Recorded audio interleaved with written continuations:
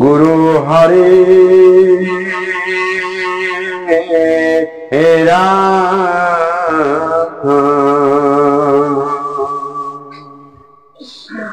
जय गुरु शंकर सर्वगुणाकर जाकेरी नहीं केरु पाम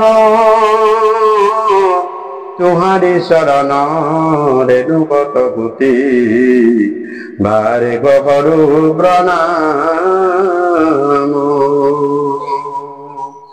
तुम्हारी शरण रेणुकत भूति बारे करू प्रणाम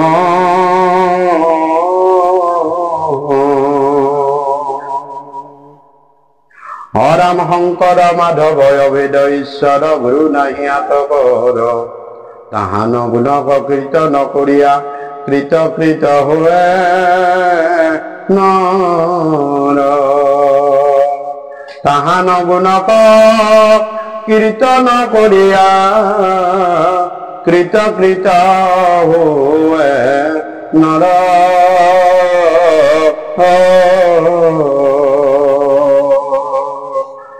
श्रीमद् भागवत मूर्ति वर्णन अराम बंधु परम गुरु महाभागवत कृपा करा कृपामय धरु शरण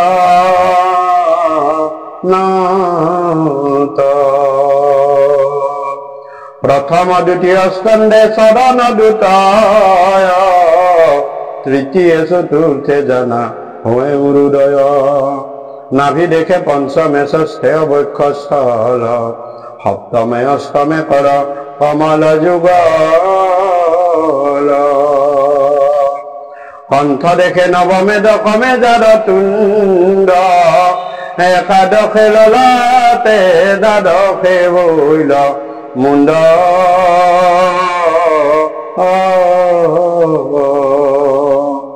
हेन भागवतर मूर्ति मनोहर तमाल सदृश वर्ण श्याम कले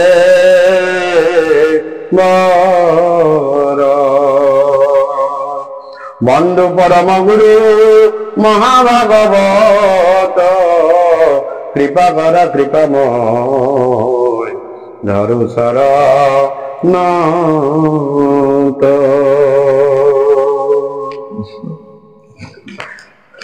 कृष्ण शंकर गुरु हरि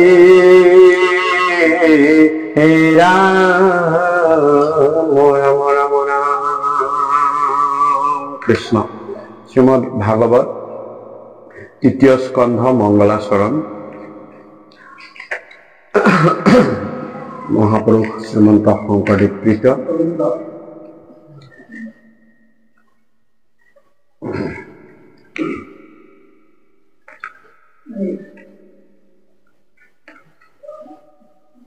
कृष्ण मंगलाचरण पद हे राम जय जय कृष्ण भगवत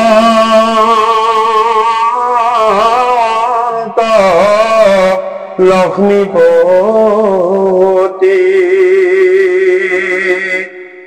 जय जय परिपूर्णय गतिर गति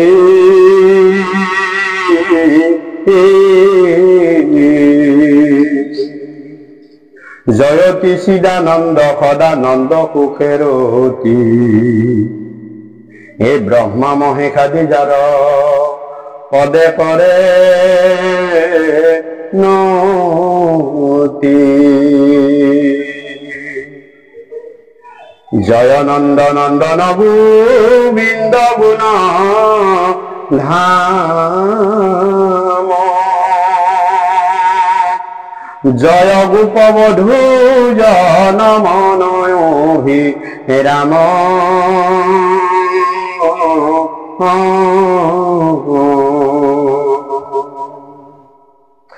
जय सर्वमंगल उज्ज्वल शांतनु श्याम হে তজু পাদ পদ্মে করু অলেখ প্রণাম।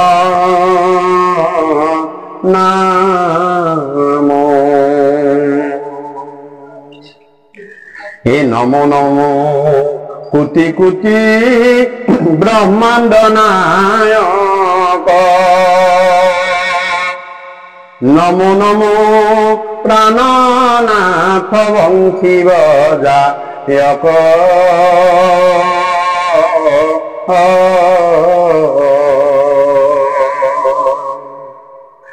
ও রাম নমো মহেশ্বর কন্দর পরু দর্পহারি। হে প্রণাম গোপাল গোবর ধনগিরি ধারি। মোর নিজ ইষ্ট দেব শ্যাম গুণ নিধি। হে রাম হবে মনোরথ মোর করিও সিদ্ধি।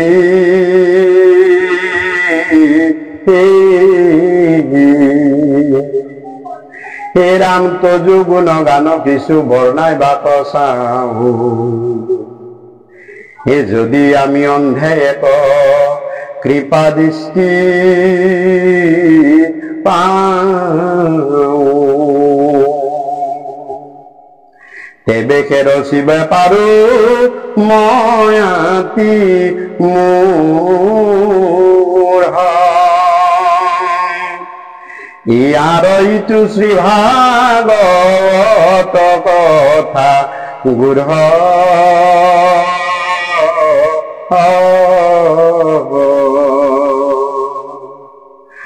এতে কেশে তজু পাবে কৰু নিবেদন। হে কৰি উদয়নাথ তজু গুণ জ্ঞান। কৃষ্ণ জয়তে মোৰ দুজনা গুৰুৰ দুখানি অভয় শিশন স্মৰণ কৰি সেৱন কৰি বন্দন কৰি আজিৰ পবিত্ৰ বাৰ পবিত্ৰখন পবিত্ৰ উদ্দেশ্যে বৈকুণ্ঠৰ পৰম পবিত্ৰ শ্ৰীমদ ভাগৱত কথা গুৰুদেৱ নাম ভকতৰ সৎসংগত ইয়াতে পাঠ বিশ্লেষণ আলাপ আলোচনাৰ কাৰণে আগবাঢ়ি যোৱা হৈছে। যে আজিৰ এই অনুষ্ঠানটোৰ উপলক্ষ্য ৰাখিছে কি জীৱৰ জন্মদিন। উপলক্ষ্য মানে এইটো মূল নহয়, উপ শব্দটো য'ত থাকিব সেইটো চাব। যেনেকৈ উপ ৰাষ্ট্ৰপতি দেশখনৰ মূল নহয়, ৰাষ্ট্ৰপতিহে উপ সভাপতি কমিটিখনৰ মূল নহয়, এজন তাৰমানে আছে যে নহয়। তেতিয়াহ'লে আমাৰ লক্ষ্য কি অনুষ্ঠানটো? যিটো মূলটো হৈছে লক্ষ্য, এইটো হৈছে উপলক্ষ্য।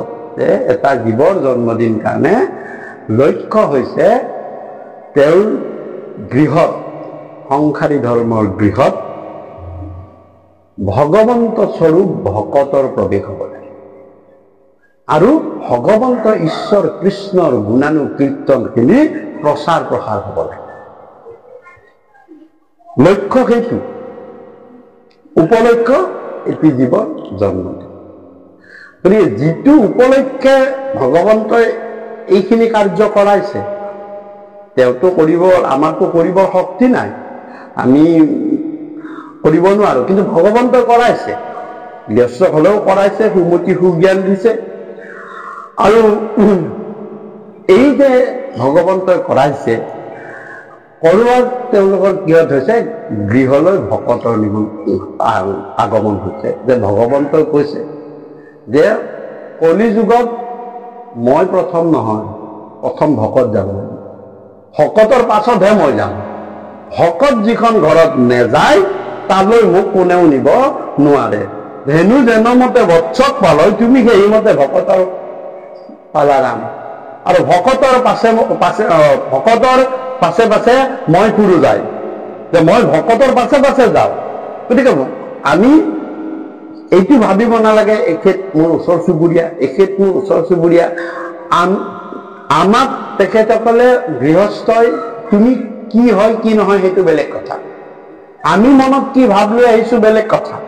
কিন্তু গৃহস্থৰ মনত এটাই ভাৱ, তেওঁ ভকতক গৃহলৈ নিমন্ত্ৰণ দিছে। তাৰমানে গৃহস্থৰ মতে তোমাৰ আমাৰ নিজৰ স্থিতি কোনো কথা গৃহস্থৰ মতে তেওঁ মনত ভাবি লৈছে মোৰ ঘৰলৈ ভকত আহিছে আৰু ভকত আহিছে মানেহে ভগৱন্ত আহিছে কলি যুগত কৈ দিছে যে মই ভকত য'ত নেযায় ভকতকে মোৰ হৃদি জানিবা নিশ্চয় ভকত জনৰ জানা আমি হৃদয় মই বিনে ভকতে নিচিন্তে কিছু জ্ঞান ভকতত পৰে মই নাজানো হোৱা গৃহস্থই যেতিয়া আমাক ভকত বুলি ভাবিছে আমি মনত কি লৈ আহিছো বেলেগ কথা কিন্তু তেওঁলোকৰ মতে আমি ভকত আৰু আমাক তেওঁলোকে নিমন্ত্ৰণ দিছে যাতে তেওঁলোকৰ গৃহত ভগৱন্ত কৰে কিন্তু আন দেৱ দেৱী চাওক আগত দেৱ দেৱী আহে দুৰ্গা দেৱীটো বোধ 7 দিনমান আগতে আহে নেকি কিবা এটা উৎসৱ নাছে তেওঁলোকৰ তাৰমানে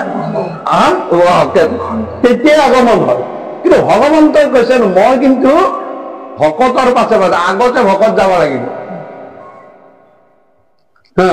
আৰু উদ্দেশ্য কি ৰাখিছে যে এটা জীৱৰ জন্মদিন উদ্দেশ্য আৰু ভগৱন্তই কৈছে যে যিটো উদ্দেশ্য ৰাখিছে সেই উদ্দেশ্যটো সম্পূৰ্ণ কৰাৰ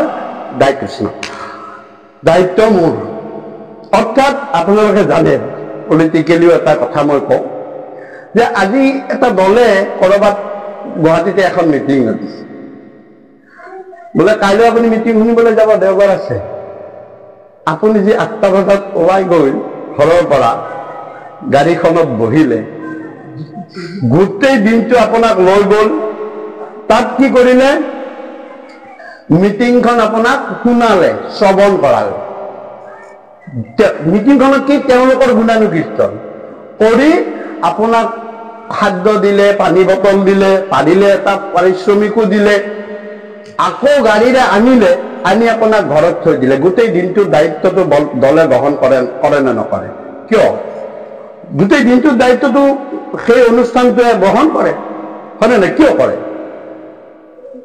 কাৰণ তেওঁলোকৰ তুমি গুণানুকীৰ্তন শ্ৰৱণ কীৰ্তন কৰিবলৈ গৈছে শ্ৰৱণ কৰিব গৈছে কীৰ্তন তেওঁলোকে কৰিছে শ্ৰৱণ কৰিব গৈছে গতিকে তোমাৰ দায়িত্ব লৈছে তুমি যদি নোযোৱা তোমাৰ দায়িত্ব নলয় ঠিক তেনেদৰে ভগৱন্তই কৈছে যে মোৰ কাৰণে মোক সমৰ্পীয়া যিবিলাক কৰ্ম আৰম্ভ কৰে সেইখিনি মই শেষলৈকে মই দায়িত্ব মোৰ অৰ্থাৎ এই জীৱটোৰ বছৰটো হালে কুশলে ৰখাৰ দায়িত্বটো যেকে ভগৱানৰ কাৰণ প্ৰথমতেই শুভ জন্মদিন তেতিয়াই হ'ব যে জন্মদিনটোত কি কৰিছে ভগৱানক অৰ্পণ কৰিছে এই জীৱ হে প্ৰভু তোমাৰ গুণ নাম লীলা যশ কৰি আমি তোমাৰ চৰণত জীৱটোক বছৰটোৰ কাৰণে অৰ্পণ কৰিছো অহা বছৰতো যাতে আৰু গুৰুদেৱ নাম ভকতৰ আশীৰ্বাদত আমি এইখিনি কাৰ্য কৰিব পাৰো এই গোটেই বছৰটোৰ দায়িত্বটো কোনে লয় ভগৱন্তই আৰু ভগৱন্তই যাৰ দায়িত্ব লয় কোন দেৱতা আছে তেওঁৰ হাতৰ পৰা সেই কৰিবলৈ সেইকাৰণে কৈছে যে অমংগলে সুমংগল সুমংগলে অমংগল কৃষ্ণ নাম বিনে আৰু অমংগলে সুমংগল কৃষ্ণৰ কীৰ্তন শ্ৰীমন্ত ভগৱত কৈছে ভাগৱতৰ যে অমংগলে সুমংগল কৃষ্ণৰ কীৰ্তনে আৰু সুমংগলে অমংগল কৃষ্ণ নাম বিনে এতিয়া এটা অনুষ্ঠানত একে অনুষ্ঠান মই আপোনালোকক কৈছো যিটো উদাহৰণ এইটো তেওঁৰ জন্মদিনৰ অনুষ্ঠান শুভ জন্মদিনৰ অনুষ্ঠান কৃষ্ণৰ নাম কীৰ্তন হৈছে আৰু আপোনালোকে চাওকচোন অপসংস্কৃতি পশ্চিমীয়া সংস্কৃতিটোত তাত কৃষ্ণৰ গুণানুকীৰ্তন থাকেনে কিন্তু শুভ জন্মদিন বুলি আৰম্ভ কৰে হেপী বাৰ্থডে বুলি আৰম্ভ কৰে কৰি কি কৰে তাত কি কৰে এটা মস্ত কেক বনায় কেক এটা বনায় হেপী বাৰ্থডে বুলি ল'ৰাটোৰ নামটো বা ছোৱালীজনীৰ নামটো লিখিব যিটো নামৰ মাহাত্ম্য আছে অকল যে ভগৱানৰ নামৰ মাহাত্ম্যৰে কথা নহয় ল'ৰাটোৰ কাৰণে ল'ৰাটোৰ নামৰো মাহাত্ম্য আছে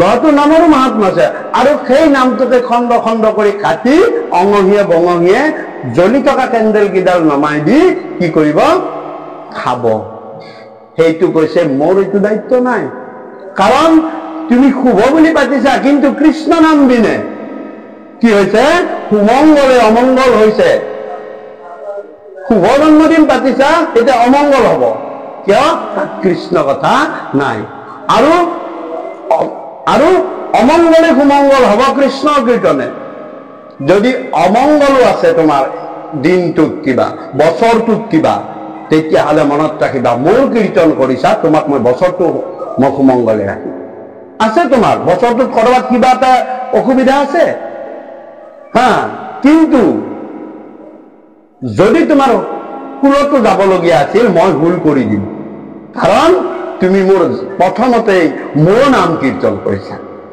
মোৰ নাম গুণানুকীৰ্তন কৰিছা তোমাৰ গৃহলৈ মোক আগমন কৰাইছা ভকতৰ জৰিয়তে গতিকে কলি যুগত ভগৱন্তই উদ্ধৱক নিজে কৈছে যে কলি যুগত মোৰ বেলেগ স্বৰূপ নাই ভকতে ময়ে ভকত মোক ক'তো তোমালোকে মূৰ্তিত নোপোৱা তীৰ্থত নোপোৱা ক'তো নোপোৱা মোক দুটাইতে পাবা ক'ব আজি তৃতীয় স্কন্ধই মই পঢ়িম ভক্তিযোগ পঢ়িম তাতে মোক দুটাইতে পাবা যে মোক দুটাইতে পাবা সেয়া হৈছে ভকত প্ৰতিমা মোৰ দুই অধিষ্ঠান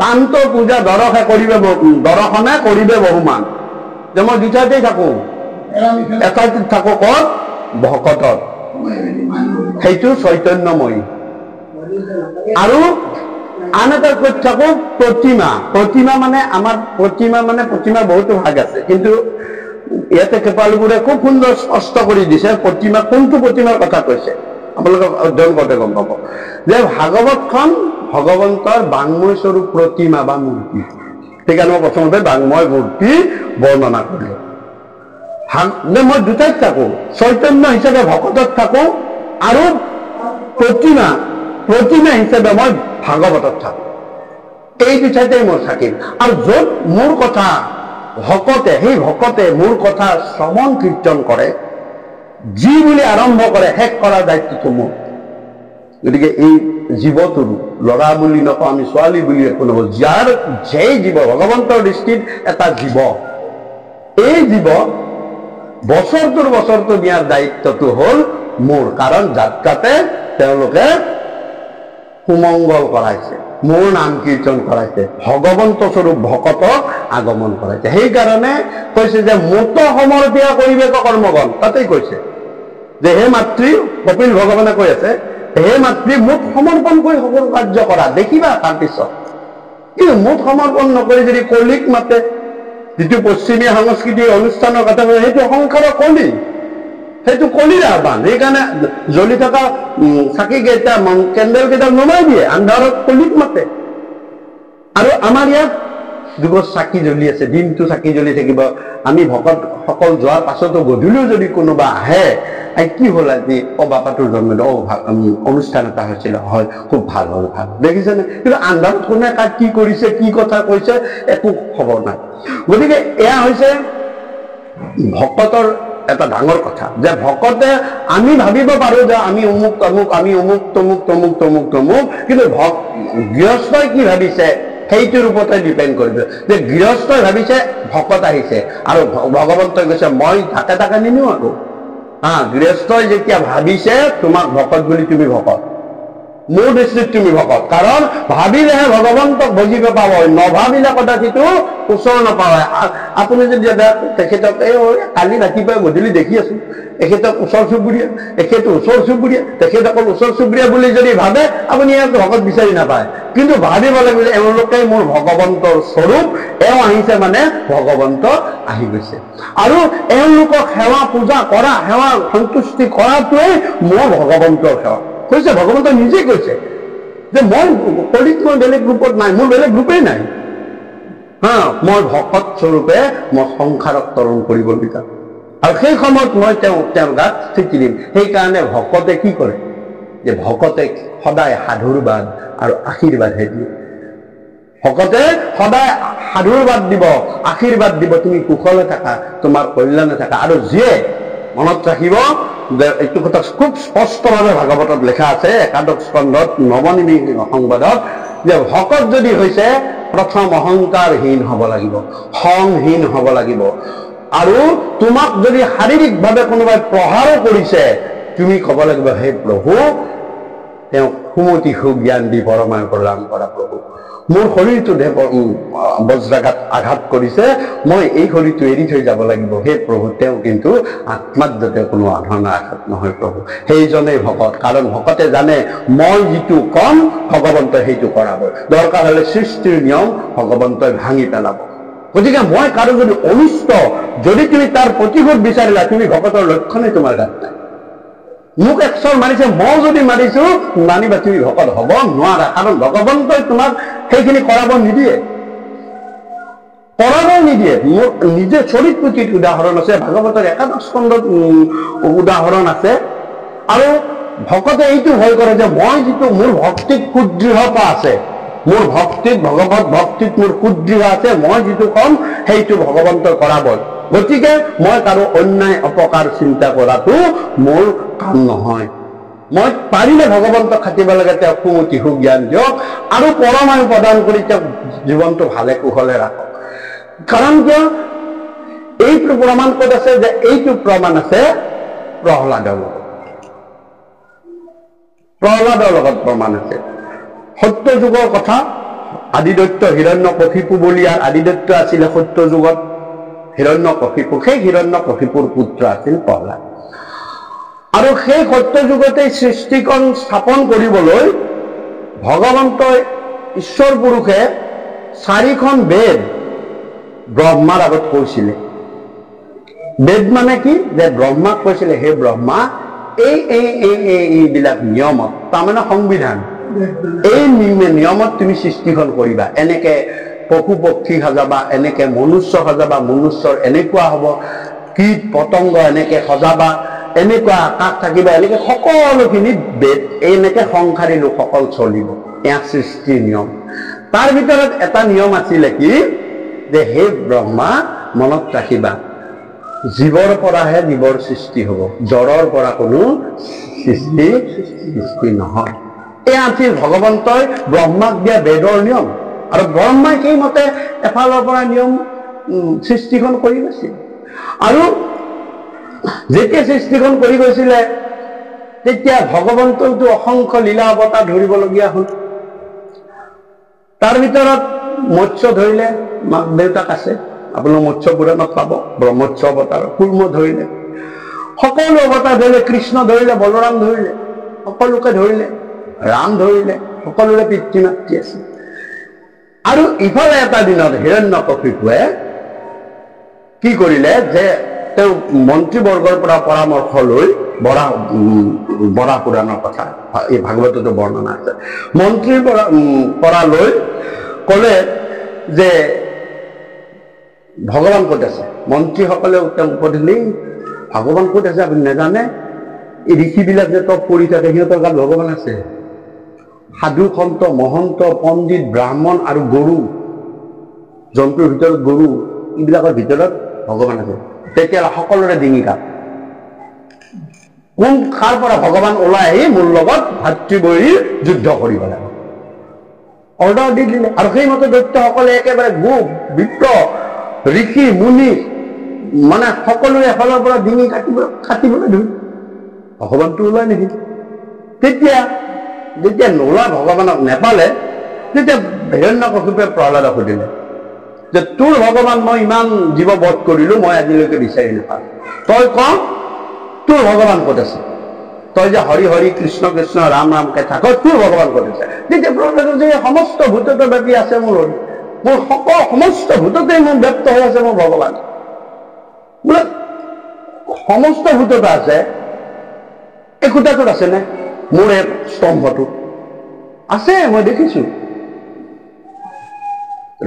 তৰোৱাল উলিয়াই ললে, মই হাতত এই তৰোৱাল উলিয়ালো, খুঁটাত প্ৰহাৰ কৰিম, খুঁটাত যদি নেপাওঁ তোৰ এইবাৰ কিন্তু ডিঙি তোৰ শেষ কৰিম, এনেকে কৰিম। তেতিয়াই ভগৱন্তৰ চিন্তা হৈ গ'ল। দেখিছেনে, ভগৱন্তৰ ধৰ্ম সংকটত, ভগৱন্ত ধৰ্ম সংকটত কৰিছে যে মইতো ব্ৰহ্মাক নিয়ম দিছিলো, পিতৃ জ্বৰৰ পৰা কোনো জীৱৰ সৃষ্টি নহয়, মইতো কৰি আছিলো, এয়া বেদৰ নিয়ম, কিন্তু মোৰ ভকতে ক'লে জ্বৰৰ পৰা, মইতো ক'তো জ্বৰত ওলোৱা নাই এতিয়ালৈ, অসংখ্য অৱতাৰ ধৰিছো, অসংখ্য অৱতাৰ, যুগে যুগে অৱতাৰ ধৰা অসংখ্যা, কৃপালু গুৰুৱে লিখিছে, কিন্তু জ্বৰৰ পৰা মইতো কোনো নাই। এতিয়া কথা হ'ল মই ব্ৰহ্মাৰ নিয়ম মানিম নে মই ভকতৰ নিয়ম মানিম? ব্ৰহ্মাৰ নিয়ম, সৃষ্টিৰ নিয়ম, বেদৰ নিয়ম মানিম নে মই ভকত দিওঁ? তেতিয়া ভাবিলে নহয়, মই যদি ভকতৰ কথা মতে তাৰ পৰা নোলাওঁ, ভকতে মোক বিশ্বাসঘাতকতা কৰা বুলি ক'ব। সমস্ত ভূতত ব্যাপী আছো মই হেৰি, এইটো কথা ভকতে জানে, কিন্তু এতিয়া ভকতে কৈছে জ্বৰ আৰু সৃষ্টিয়ে কৈছে নহয়, তুমি ওলাব নোৱাৰা, এইটো গোটা। তেতিয়া ভগৱন্তই সিদ্ধান্ত ললে যে মই সৃষ্টিৰ নিয়মৰ ঊৰ্ধ্বত, মই ব্ৰহ্মাৰ নিয়মৰ ঊৰ্ধ্বত, ভকতৰ কাৰণে মই সৃষ্টিৰ নিয়ম ভাঙি দিম। মোৰ ভকত ডাঙৰ, সৃষ্টিৰ নিয়ম ডাঙৰ নহয়। আমি এইখিনি যে কৃপালু গুৰুৰ নিয়মৰ মতে আমি কৰো, নিয়মতকৈ কিন্তু ভকত ডাঙৰ। এইখিনি নিয়ম কৰোঁতে যদি কৰবাত আগপিছ হ'ল, কোনোবাই যদি অলপমান কাৰোবাৰ সেইজনক বেয়াকে ক'লে, মনত ৰাখিব তুমি ভকতৰ দ্ৰোহী হলা। কাৰণ নিয়মক ভগৱানে নাচায়, তেওঁৰ অন্তৰাত্মাটোক চাব, শুদ্ধ কৰি তেওঁ এইখিনি কাম আগবঢ়াইছে। কিবা কাম হ'ব পাৰে, হ'ব পাৰে। সেইদিনা প্ৰহ্লাদৰ কথা ৰাখিবলৈ, সত্য কৰিবাক লাগি নিজ ভৃত বাণী, স্তম্ভবে কত হইলা প্ৰভু চক্ৰপাণী। দেখিছেনে, ভকতৰ কথা ৰাখিবলৈ সেইদিনা নৰসিংহ ভগৱান না পিতৃ না মাতৃ নে জীৱ হয়নে নে প্ৰাণী নহয়, খুটাৰ মাজৰ পৰা স্বয়ং ভগৱান নৰসিংহলৈ ৰূপ ললে।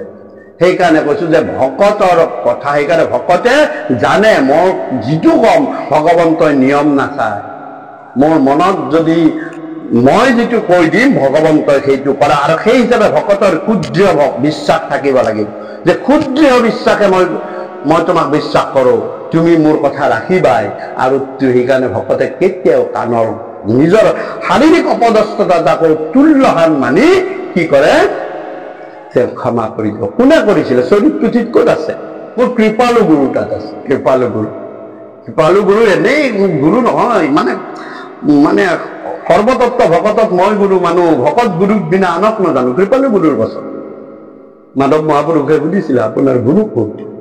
তেতিয়া কৈছিলে কৃপালু গুৰুৱে যে সৰ্বতত্ব ভকততে মই গুৰু মানুহ, ভকত গুৰুৰ বিনা আনক নাজানো। চাওকচোন, কৃপালু গুৰুৱে ভকতক গুৰু পাতিছে, গতিকে ভকত কেনেকুৱা বস্তু।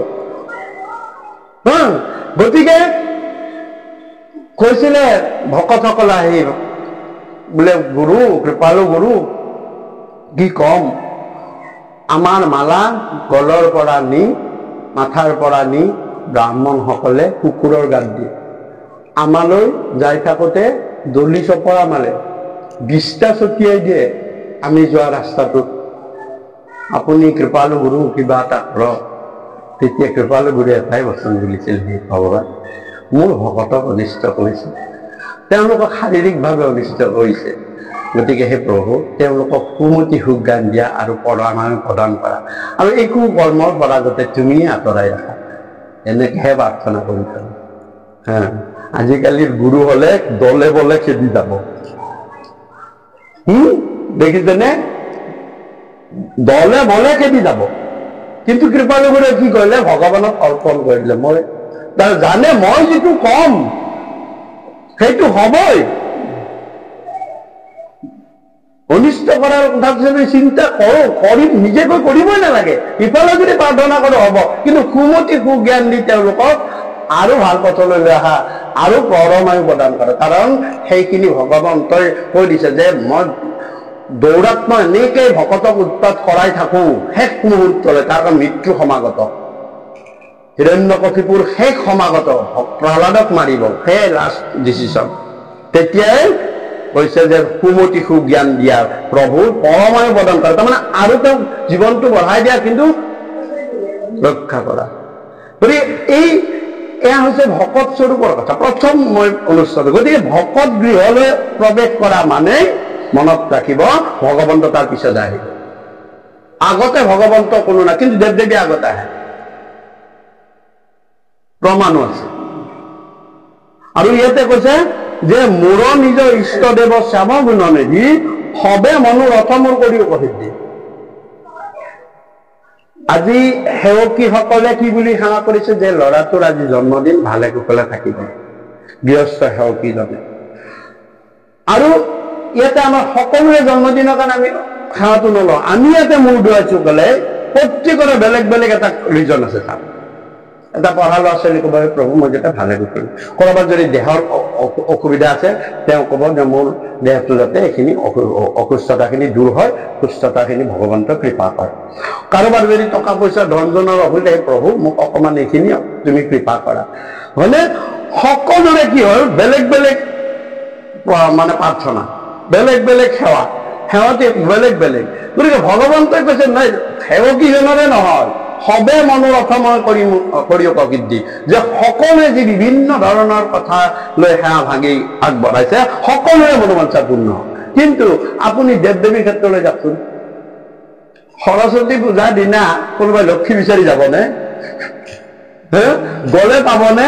নেপায়। লক্ষী পূজাৰ দিনা সৰস্বতী বিচাৰি গলে নেপায়।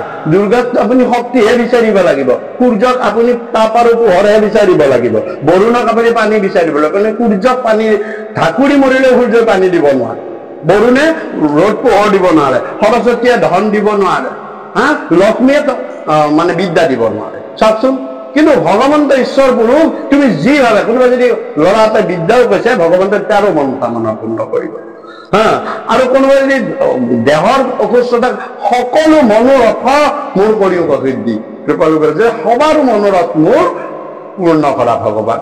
গতিকে ইয়াত এটা কথা নহয় যে এজনে সেৱা কৰিছে, উপলক্ষ্যটো পাতিছে সেইটো, কিন্তু সকলোৰে মনোবাঞ্ছা ভগৱন্ত ঈশ্বৰ পুৰুষে পূৰ্ণ কৰে, কৃষ্ণ হয়। গতিকে আমি তৃতীয় স্কন্ধৰ মানে প্ৰথম মংগলাচৰণখিনি পঢ়ি আমি তৃতীয় স্কন্ধলৈ আমি গৈছো। কপিল ভগৱানে মাতৃ দেৱহূতিক কৰ্মযোগ, তাৰপিছত সাংখ্যযোগ, জ্ঞান যোগ কলে। কোৱাৰ পাছত একেবাৰে শেষত ভক্তি যুগৰ কথা কৈছে। কৰ্মযুগত কৈছে হে মাতৃ, কৰ্ম যুগেৰেও মোক পাব পাৰি,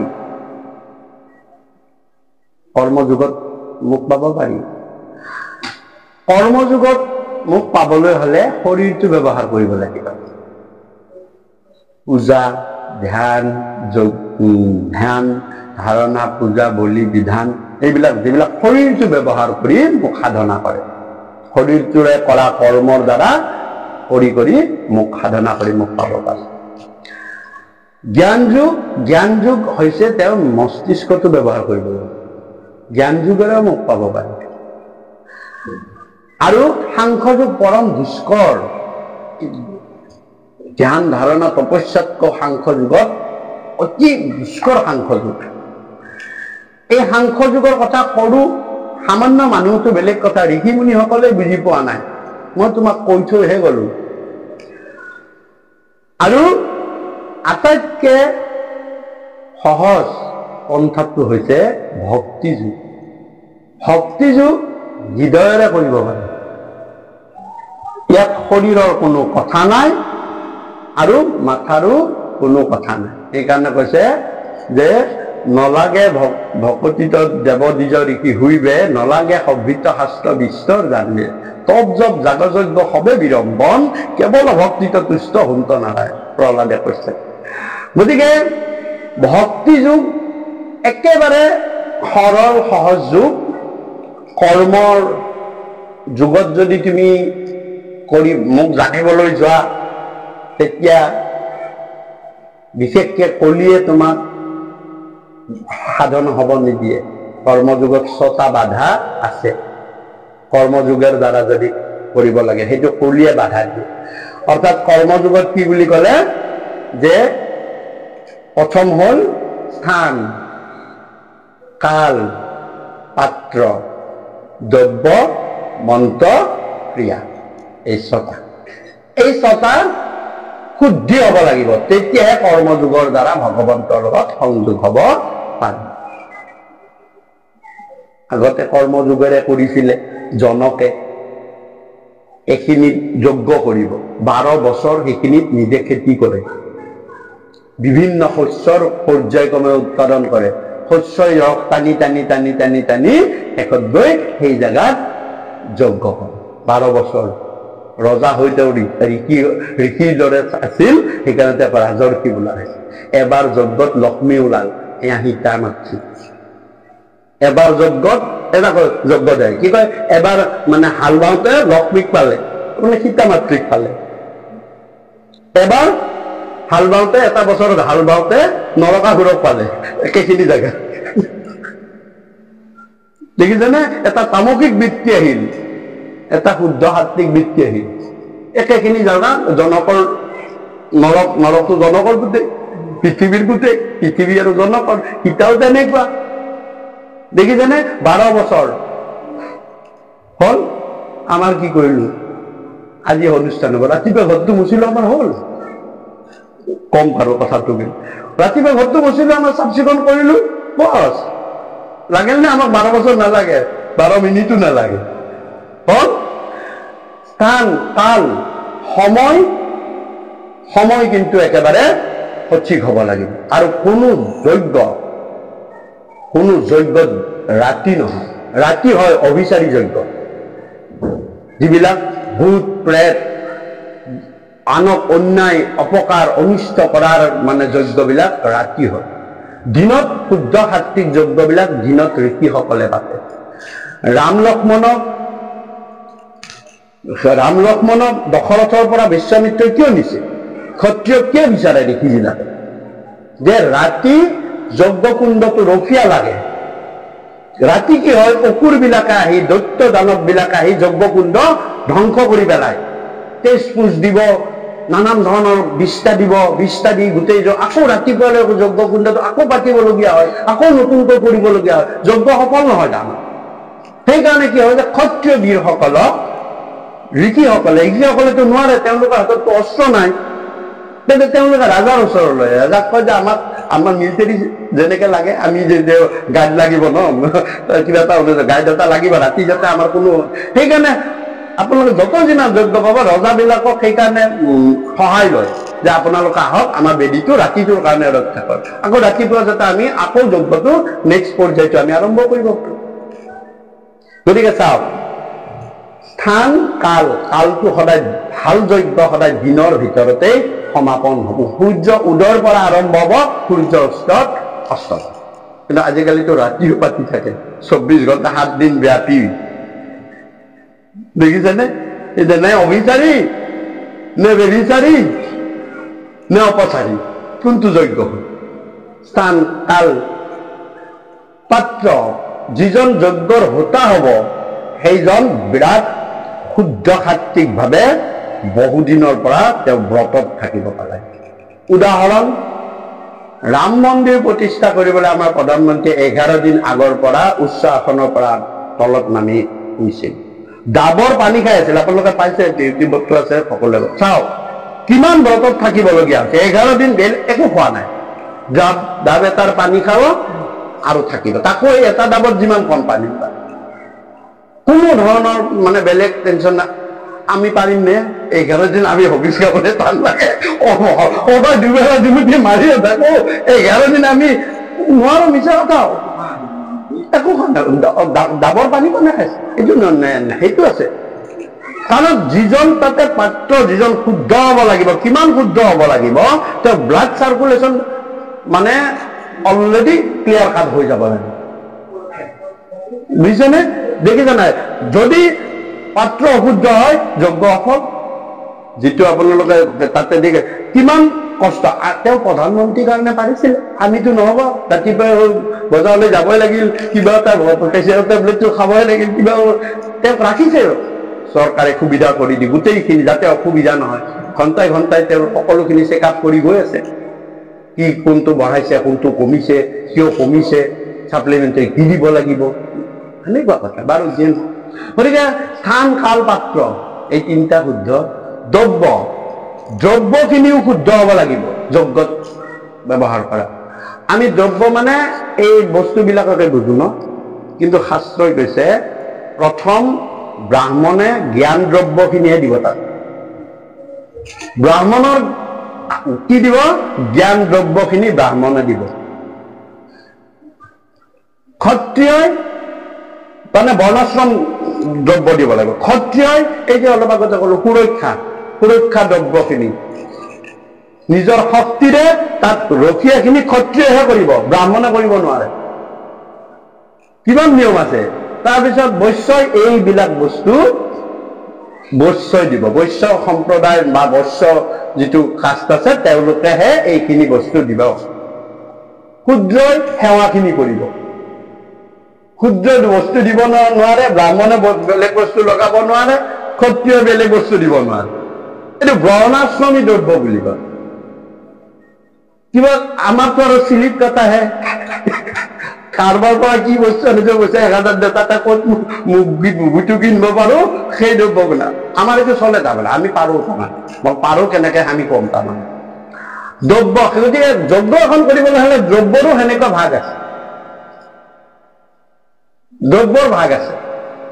আৰু মন্ত্ৰ উচ্চাৰণ শুদ্ধ হ'ব লাগিব। যদি মন্ত্ৰ উচ্চাৰণ অশুদ্ধ, আমাৰ চাওক আপোনালোকে দেখিছে মানে কি ইমান সংস্কৃত জনা মানুহ আমাৰ অসমত আছে, কিন্তু চৰকাৰে এটা যজ্ঞ পাতিবলৈ হলে বাৰাণসী, কাশীৰ পৰা পণ্ডিত আনে। কিয় আনে? আমাৰ ইয়াত নাই নেকি? কামাখ্যাৰ নিচিনা ডাঙৰ মানে সেই তীৰ্থস্থানো আছে, তীৰ্থস্থানো আছে। ব্ৰাহ্মণ বিলাক দেখোন একদম পুৰা চিএমৰ ডাউটটোৱে বহুত ডাঙৰ, কিন্তু মনত ৰাখিব নহয়। আমি সংস্কৃত কোৱা আৰু তেওঁলোকে সংস্কৃত কোৱাৰ মাজত বহুত পাৰ্থক্য। অলপ জিভাৰ যিটো ভাগ, টান যিটো ভাগ, আমি ইংৰাজী কওঁ, ইংৰাজীৰ এজনে ইংৰাজী কওকচোন, ঘপককে ধৰিব পাৰিম, বেলেগ নালাগে। আমি অসমীয়া কথা কওঁ, আপাৰ আসামত যাওক কওকচোন, আপোনাক ডাইৰেক্ট ক'ব এইটো গুৱাহাটীয়া। ক'ব নে নক'ব? একো নকয়, শুনি আহিব, আপোনাৰ ঘৰ গুৱাহাটীত নেকি? ডাইৰেক্ট ক'ব, মোক নিজেই কৈছে। কোনো নকয়। তাৰমানে চাওক, তাৰমানে তেওঁলোকেও জানে, ধৰক CMA হওক বা আমাৰ যিবিলাক ধৰ্মীয় দাতা, উপদেশদাতা আছে, তেওঁলোকেও জানে যদি মন্ত্ৰ উচ্চাৰণত যদি ভুল হৈ যায়, সেইটো বেভিচাৰী মন্ত্ৰ হ'ব। আৰু বেভিচাৰী মন্ত্ৰ উচ্চাৰণ কৰিলে যিজন যাজক আছে তেওঁৰ মৃত্যু হৈ যাব। কাৰ হৈছিলে? ভাগৱতত এই কথা প্ৰমাণ আছে। ত্ৰস্ত মুনিয়ে গোটেই বিশ্বৰূপক যেতিয়া ইন্দ্ৰই মাৰি পেলালে, গলটো কাটি দিলে, 3টা গল কাটি দিলে, তেতিয়া তেওঁ কি কৰিছিলে? যজ্ঞ পাতিছিলে। যজ্ঞ পাতি তেওঁ খঙৰ ভমকত যজ্ঞত আহুতি দিয়েছিলে। ঠিকে আছে। তেওঁ একদম শেষৰ মন্ত্ৰটো হৈছিলে ইন্দ্ৰ শত্ৰু নিধন হওক। তাৰ পৰাই বিদ্যাপুৰৰ জন্ম হ'ব তাৰমানে লাষ্ট। কিন্তু খঙৰ ভমকত ৰটো আহি গ'ল, ইন্দ্ৰৰ শত্ৰু নিধন হওক। হ'ব লাগিছে ইন্দ্ৰ শত্ৰু, কিন্তু এই যে জিভাটোত ৰটো আহি গ'ল, ইন্দ্ৰৰ হ'ল, সেইকাৰণে তাৰ পৰা বিদ্যাপুৰৰ যি জন্ম হ'ল তাক ইন্দ্ৰই মানে এই দধিচি মুনিৰ অস্ত্ৰলৈ বধ কৰিব। নহলে বিদ্যাপুৰৰ নিচিনা ভকতেই নাই। ভগৱন্তই কান্দি গৈছে বিদ্যাপুৰক যেতিয়া মাৰি আছে। এখন হাত কাটিছে, ইখন হাতেৰে স্তুতি কৰিছে, ইখন হাত কাটিছে পৰি স্তুতি কৰিছে, শিৰটোকৈ ভগৱন্তৰ চৰণত পৰিছে। সাৱধান, কিন্তু বাপেকৰ অভিচাৰী মন্ত্ৰ, এই যে উল্টা ইন্দ্ৰ শত্ৰু হ'ব লাগিছিল, ৰটো আহি গ'ল ইন্দ্ৰৰ শত্ৰু। সেইকাৰণে মনত ৰাখিব, মন্ত্ৰ উচ্চাৰণ সম্পূৰ্ণ শুদ্ধ আৰু জিভাৰ যিটো লহৰ সেই ঠিক থাকিব লাগিব। চাওক কিমান কঠিন। আৰু কলিয়েতো নিদিয়ে, কলিয়েতো ৰখিয়ে আছে, যিমান পাৰে ধৰ্মৰ পৰা ইহঁতক বিধৰ্মী কৰো, মোৰ সদস্য লাগে। আৰু দ্ৰব্য মন্ত্ৰ ক্ৰিয়া ক্ৰিয়া কৰ্মখিনি সমুচিত সময়ত সমুচিত দিশত সমুচিত কাৰ্য হ'ব লাগে। এইখিনি সময়ৰ পৰা এইখিনি সময় এই 2 মিনিট উত্তৰে তাৰ উত্তৰ মুখ কৰি তুমি ধ্যান কৰিব লাগিব। এই 2 মিনিট অমুক মন্ত্ৰটো দক্ষিণ মুখা দক্ষিণ, এই মন্ত্ৰটো পূব মুখাকে চাওকচোন, এই মন্ত্ৰটো সেই 2 মিনিট সময়হে। সেইকাৰণে কুণ্ডটোৰ চাৰিওফালৰ পৰা কাম কৰিব। যজ্ঞ কুণ্ড এটা পাতে নে নাই? পাতি দেখিছে নে? চাৰিওফালে বহে। এই মন্ত্ৰটো যিয়ে দক্ষিণ মুখাকে আছে সিহে গাব, এই মন্ত্ৰটো যিয়ে পূব মুখাকে আছে সিহে গাব। যদি পূব মুখাটো পশ্চিম মুখা হ'ল, পশ্চিম মুখাটো যদি পূব মুখা হ'ল, লাগি গ'ল খেলি মেলি তাতে ক্ৰিয়া হৈ যাব। সেইকাৰণে 4 কুণ্ডত 4জন ব্ৰহ্ম ঋষি বহে। সেইকেইজন আকৌ ব্ৰহ্ম ঋষি হ'ব লাগিব। তেওঁলোকৰ ভাতটো বেলেগ। তেওঁলোকে জানে যে এইটো মন্ত্ৰ মই ক'ব লাগিব, সেইটো মন্ত্ৰ মই ক'ব লাগিব। যিটো মন্ত্ৰ আছে বেদৰ মন্ত্ৰ, সেই কেনেকে ক'ব লাগিব। এই দ্ৰব্য মন্ত্ৰ ক্ৰিয়া এই 6টা শুদ্ধ নহ'লে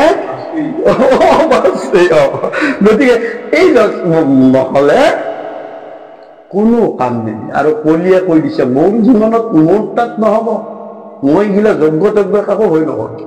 আৰু জ্ঞান পথেৰে কপিল ভগৱানৰ কথা সি মাতৃ জ্ঞান পথেৰে জানিবলৈ 3টা বস্তু লাগিব, ধ্যান, ধাৰণা আৰু সমাধি। ধ্যান কৰিব পাৰিব লাগিব শুদ্ধভাৱে আৰু শুদ্ধ স্থানত। ধ্যান কৰিবলৈ যদি যাব স্থানখনো শুদ্ধ হ'ব লাগিব। আজি হিমালয়লৈ যাওকচোন, তাত ধ্যান কৰাৰ সুবিধা আছে। আজি যাওকচোন উগ্ৰপন্থী বুলি টানি লৈ গুচি আহিব। ই বেগবোকা নহ'লে সিপাৰে আনিব, নহ'লে ইপাৰে আনিব। হয়নে? ধাৰণা আপুনি হৃদয়ত কেনেকে ধাৰণা ল'ব? কলিয়ে আপোনাৰ জন্মৰ পৰা কলি বহি আছে যিখন জেগাত, তাত আপুনি ভাগৱত ধাৰণা কৰিবলৈ আপোনাৰ শক্তি আছে। সমাধি, তুমি সমাধি আনিবই নোৱাৰা। ধ্যান ধাৰণা নহ'লে তোমাৰ কি সমাধি আহিব? ধ্যান ধাৰণা নহ'লে সমাধি নাই। গতিকে মাতৃ কলি যুগত জ্ঞান কৰ্মও জ্ঞানৰ দ্বাৰাও মুখ পোৱাটো কঠিন। তেতিয়াহ'লে কি হ'ব? যে তেতিয়াহ'লে এটাই পন্থা আছে, সেইটো ভক্তি পন্থ। সেইকাৰণে ক'লে উদ্ধৱকো কৈছে যে জ্ঞান কৰ্ম পঢ়িলো পৰিচ্ছেদ, জ্ঞান কৰ্ম হে উদ্ধৱ হে ৰখি জ্ঞান কৰ্ম পঢ়িলো পৰিচ্ছেদ, ভকতি পৰম পন্থ জানা হবিহে। যে উদ্ধৱ জ্ঞান পন্থৰ তোমাক কথা ক'লো, তোমাক ভক্তি কৰ্মপন্থৰ কথা ক'লো, মনত ৰাখিবা ভকতিহে শ্ৰেষ্ঠ পন্থ। আৰু ভকতিত কিয় পন্থ ক'লে যে আপুনি ভকতীয়া মানুহ, আপুনি বৈষ্ণৱী মানুহ, শংকৰী মানুহ, আপুনি আৰু ভকতিক কৈছে। আমি কোৱা নাই, আমাৰ বচন আমি একো ক'বই নোৱাৰো। আমাৰ কৃপালু গুৰুসকলে যি ক'ব আমি তাকে আহৰাও, আমি ভাতো। তেওঁলোকৰ কথা শুনি পঢ়িয়ে আমি ক'ব পাৰো। আমি আমাৰ মতে ক'ব নোৱাৰো, আমি ভাতোতো কমপ্লিট ভাতো। যে প্ৰমাণ বোলে মোৰ মাধৱ মহাপুৰুষে কৈছে, আপুনি কাটি দিব লগে লগে। বোলে ক'ত কৈছে? নামঘোষত কৈছে। বোলে নামঘোষত ক'ত কৈছে? বোলে 84 নম্বৰ শ্লোকটো চাব। বোলে কি আছে? হৰি নাম কীৰ্তনত নাহি কাল। দেখিছে? হৰিনাম কীৰ্তনত যিটো আমি ধৰ্ম পালন কৰি আছো, হৰিনাম একৰণ হৰিনাম ধৰ্ম, নাহি কাল, কোনো সময়ৰ কথা নাই। এই তাতে যে সময়ৰ কথা আছে, স্থান নাহি কাল দেশ, তাৰমানে স্থানৰ কোনো কথা নাই। আজি এইখিনি স্থানৰে কথা ক'লো। ৰাতিপুৱা 2 মিনিটত মচিছে, আমি ইয়াতে আৰম্ভ কৰিছো। আমি 12 বছৰ কি ইয়াতে হাল বাইছো। নাহি কাল সময়ৰ কথা নাই। মোৰ আধা ঘণ্টা দেৰি হৈছে, তথাপি অনুষ্ঠান হৈছে, হয়নে? কেতিয়াবা অলপ আগবাঢ়ি অনুষ্ঠান হ'ব। নাহি কাল দেশ পাত্ৰৰ কোনো বিচাৰ নাই। মইনো কি জাতিৰ, মইতো SC বা মইতো কাষ্ট চাৰ্টিফিকেটখন দেখাব লগা হোৱা নাই বাপসকলক। চান্দালে কৰিছে হৰি কীৰ্তন, তেওঁকো আনি যজ্ঞ কৰিবাৰ পাতিবাৰ যোগ্য হয়। চান্দালেও যদি হৰি কীৰ্তন কৰে, তেওঁক যজ্ঞৰ পাত্ৰ পাতিব পাৰি। চাওকচোন, নাহি কাল দেশ পাত্ৰ, সেনেকে 10 দিন 11 দিন একো নাখায়ো থাকিব নালাগে। ৰাতিপুৱা চাহ কাপ খাই আহিলে আপোনাৰ দুখ নাই। কিবা এটা বস্তু খাবলগীয়া আছে, শৰীৰে নাটানে, আপুনি খাই লওক, একো কথা নাই। শুনিলে আপোনাৰ অসুবিধা নাই নহয়। আমি নাখাওঁ কি উঠি যাবলৈ নোৱাৰে তাত, ইয়াৰ পৰা উঠি গ'লে পৰিৱেশটো বেয়া হ'ব। সেইকাৰণে ইয়াত থকা আসনত থকা যিখনত সেইকাৰণে নাখায়, নোখোৱাৰ বেলেগ অন্য নাখায়। আমি ইয়াৰ পৰাতো উঠি যাব নোৱাৰো। যদি এটা এনেকুৱা দ্ৰব্য যদি খাই দিওঁ, মোৰ যদি ভগৱন্তই নকৰক পেটটো চিকুট মাৰি ধৰে, মই কেনেকে যাম? ভকতৰ অপৰাধী হৈ যাম, নামৰ অপৰাধী হৈ যাম। সেইকাৰণে সেনেকুৱা, বাকী আপোনালোকৰ একো কথা নাই। সেই ভাবজনে লগ ধৰিলে আমাৰ একো কথা নাই, কিন্তু তাত আপুনি বহিব নোৱাৰে। নাহি কাল দেশ পাত্ৰ নিয়ম সংযম একো বিধি, কোনো নিয়মো নাই। এইসোপা কিমান নিয়ম আছে দেখিলে কৰ্মকাণ্ড, ইয়াত কলে কোনো নিয়মো নাই, কোনো বিধিও নাই। আৰু নিয়ম নোহোৱাৰ কথাটো মই সেই আগতে ক'লে, ব্ৰহ্মাৰ নিয়মকে ভগৱন্তই ভাঙি পেলালে, হয় নে নহয়? নিয়ম মানে মোক লাগে, ভকতে কৈছে মই খুটাত, খুটাতে আছো মই নিয়ম নাচাওঁ, ভকতৰ মুখৰ বচন চাওঁ, ভকতে কি কৈছে। আজি বাপজনে ইয়াতে অনুষ্ঠানটো কৰিছে, আমি শেষত কি ক'ম? ভকতে আমি তেওঁক সাধুৰবাদ দিম। আৰু সাধুৰবাদটো কি? যে সহজ কৃপালু গুণক প্ৰকাশিয়ে ধৰিয়া চাৰি ভকত বৎসল নাম, ধেনু যে নামতে বৎসক পালয়, তুমি সেইমতে ভকতক পালয়াম, তুমি তেওঁলোকক পালন কৰা ভগৱন্ত পুৰুষ। আমি এইবুলি সাধুৰবাদ দিম, হয় নে? ভগৱন্ত কৈছে মই সেই সাধুৰবাদ পূৰ্ণ কৰিম, কাৰণ মোৰ ভকতে কৈছে নহয়, যি কব মই তাকে কৰিম। গতিকে সেইকাৰণে আৰু নাহি কাল দেশ পাত্ৰ নিয়ম সংযম একো বিধি, একো কৰিয়াত বিধি নিষেধো একো নাই। সেইকাৰণে কৈছে ভকতি পৰম পন্থ জানা কৰিছে। সেইকাৰণে কৈছে যে হে মাতৃ, ভক্তিৰে মোৰ ওচৰলৈ আহা। এইবিলাকে তোমাক নাপায়, কলিয়ে পাত্তাই নাপায়। আৰু কলিয়ে যদি ভয় কৰে, কলিয়ে মোক ভয় নকৰে নহয়। ভগৱন্তই উদ্ধৱক কৈছে এখন, কলিয়ে মোক ভয় নকৰে, হা, কাৰণ কলিয়েও জানে মই নাথাকো। তেতিয়াহ'লে কলিয়ে কাক ভয় কৰিব? মোৰ নামক। আমি আমাক ভয় নকৰো, মোৰ নামটো বদনাম হোৱাৰ কাৰণে আমি ভয় কৰো। আমি এনেকুৱা কাৰ্য আমি কিয় নকৰো? একো ক্ষতিও নহয় দেখোন, একো ক্ষতি নোহোৱা কাৰ্য, নিজৰ একো ক্ষতি নহয়, কিন্তু কাৰ্যটো আমি কৰিবলৈ ইচ্ছাত্ব বোধ কৰি নকৰোচোন। কিয়? মোৰ বদনাম হ'ব।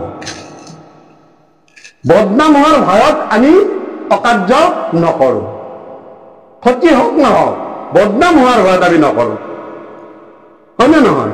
গতিকেলৈ ভগৱন্তই কৈছে মোৰ নামক ভয় কৰে কলি, আৰু সেইকাৰণে হৰি নামে কলিক সেৱাই তৎ নাপায়। কৈছে যে য'ত হৰি নাম থাকিব মই তালৈ সাতটা সেৱা মই নাযাওঁ, কাৰণ তাত ভগৱন্ত থাকে, কেনেকে ভকত স্বৰূপে, আৰু তাত হৰিনাম থাকে। গতিকে মই বা সেইকাৰণে কৈছে নাহি কাল দেশ পাত্ৰ নিয়ম সংযম একো বিধি, কেৱল হৰিৰ নাম কীৰ্তন কৰন্তে জানা, সমস্তকে কাৰ্য হুৱে সিদ্ধি।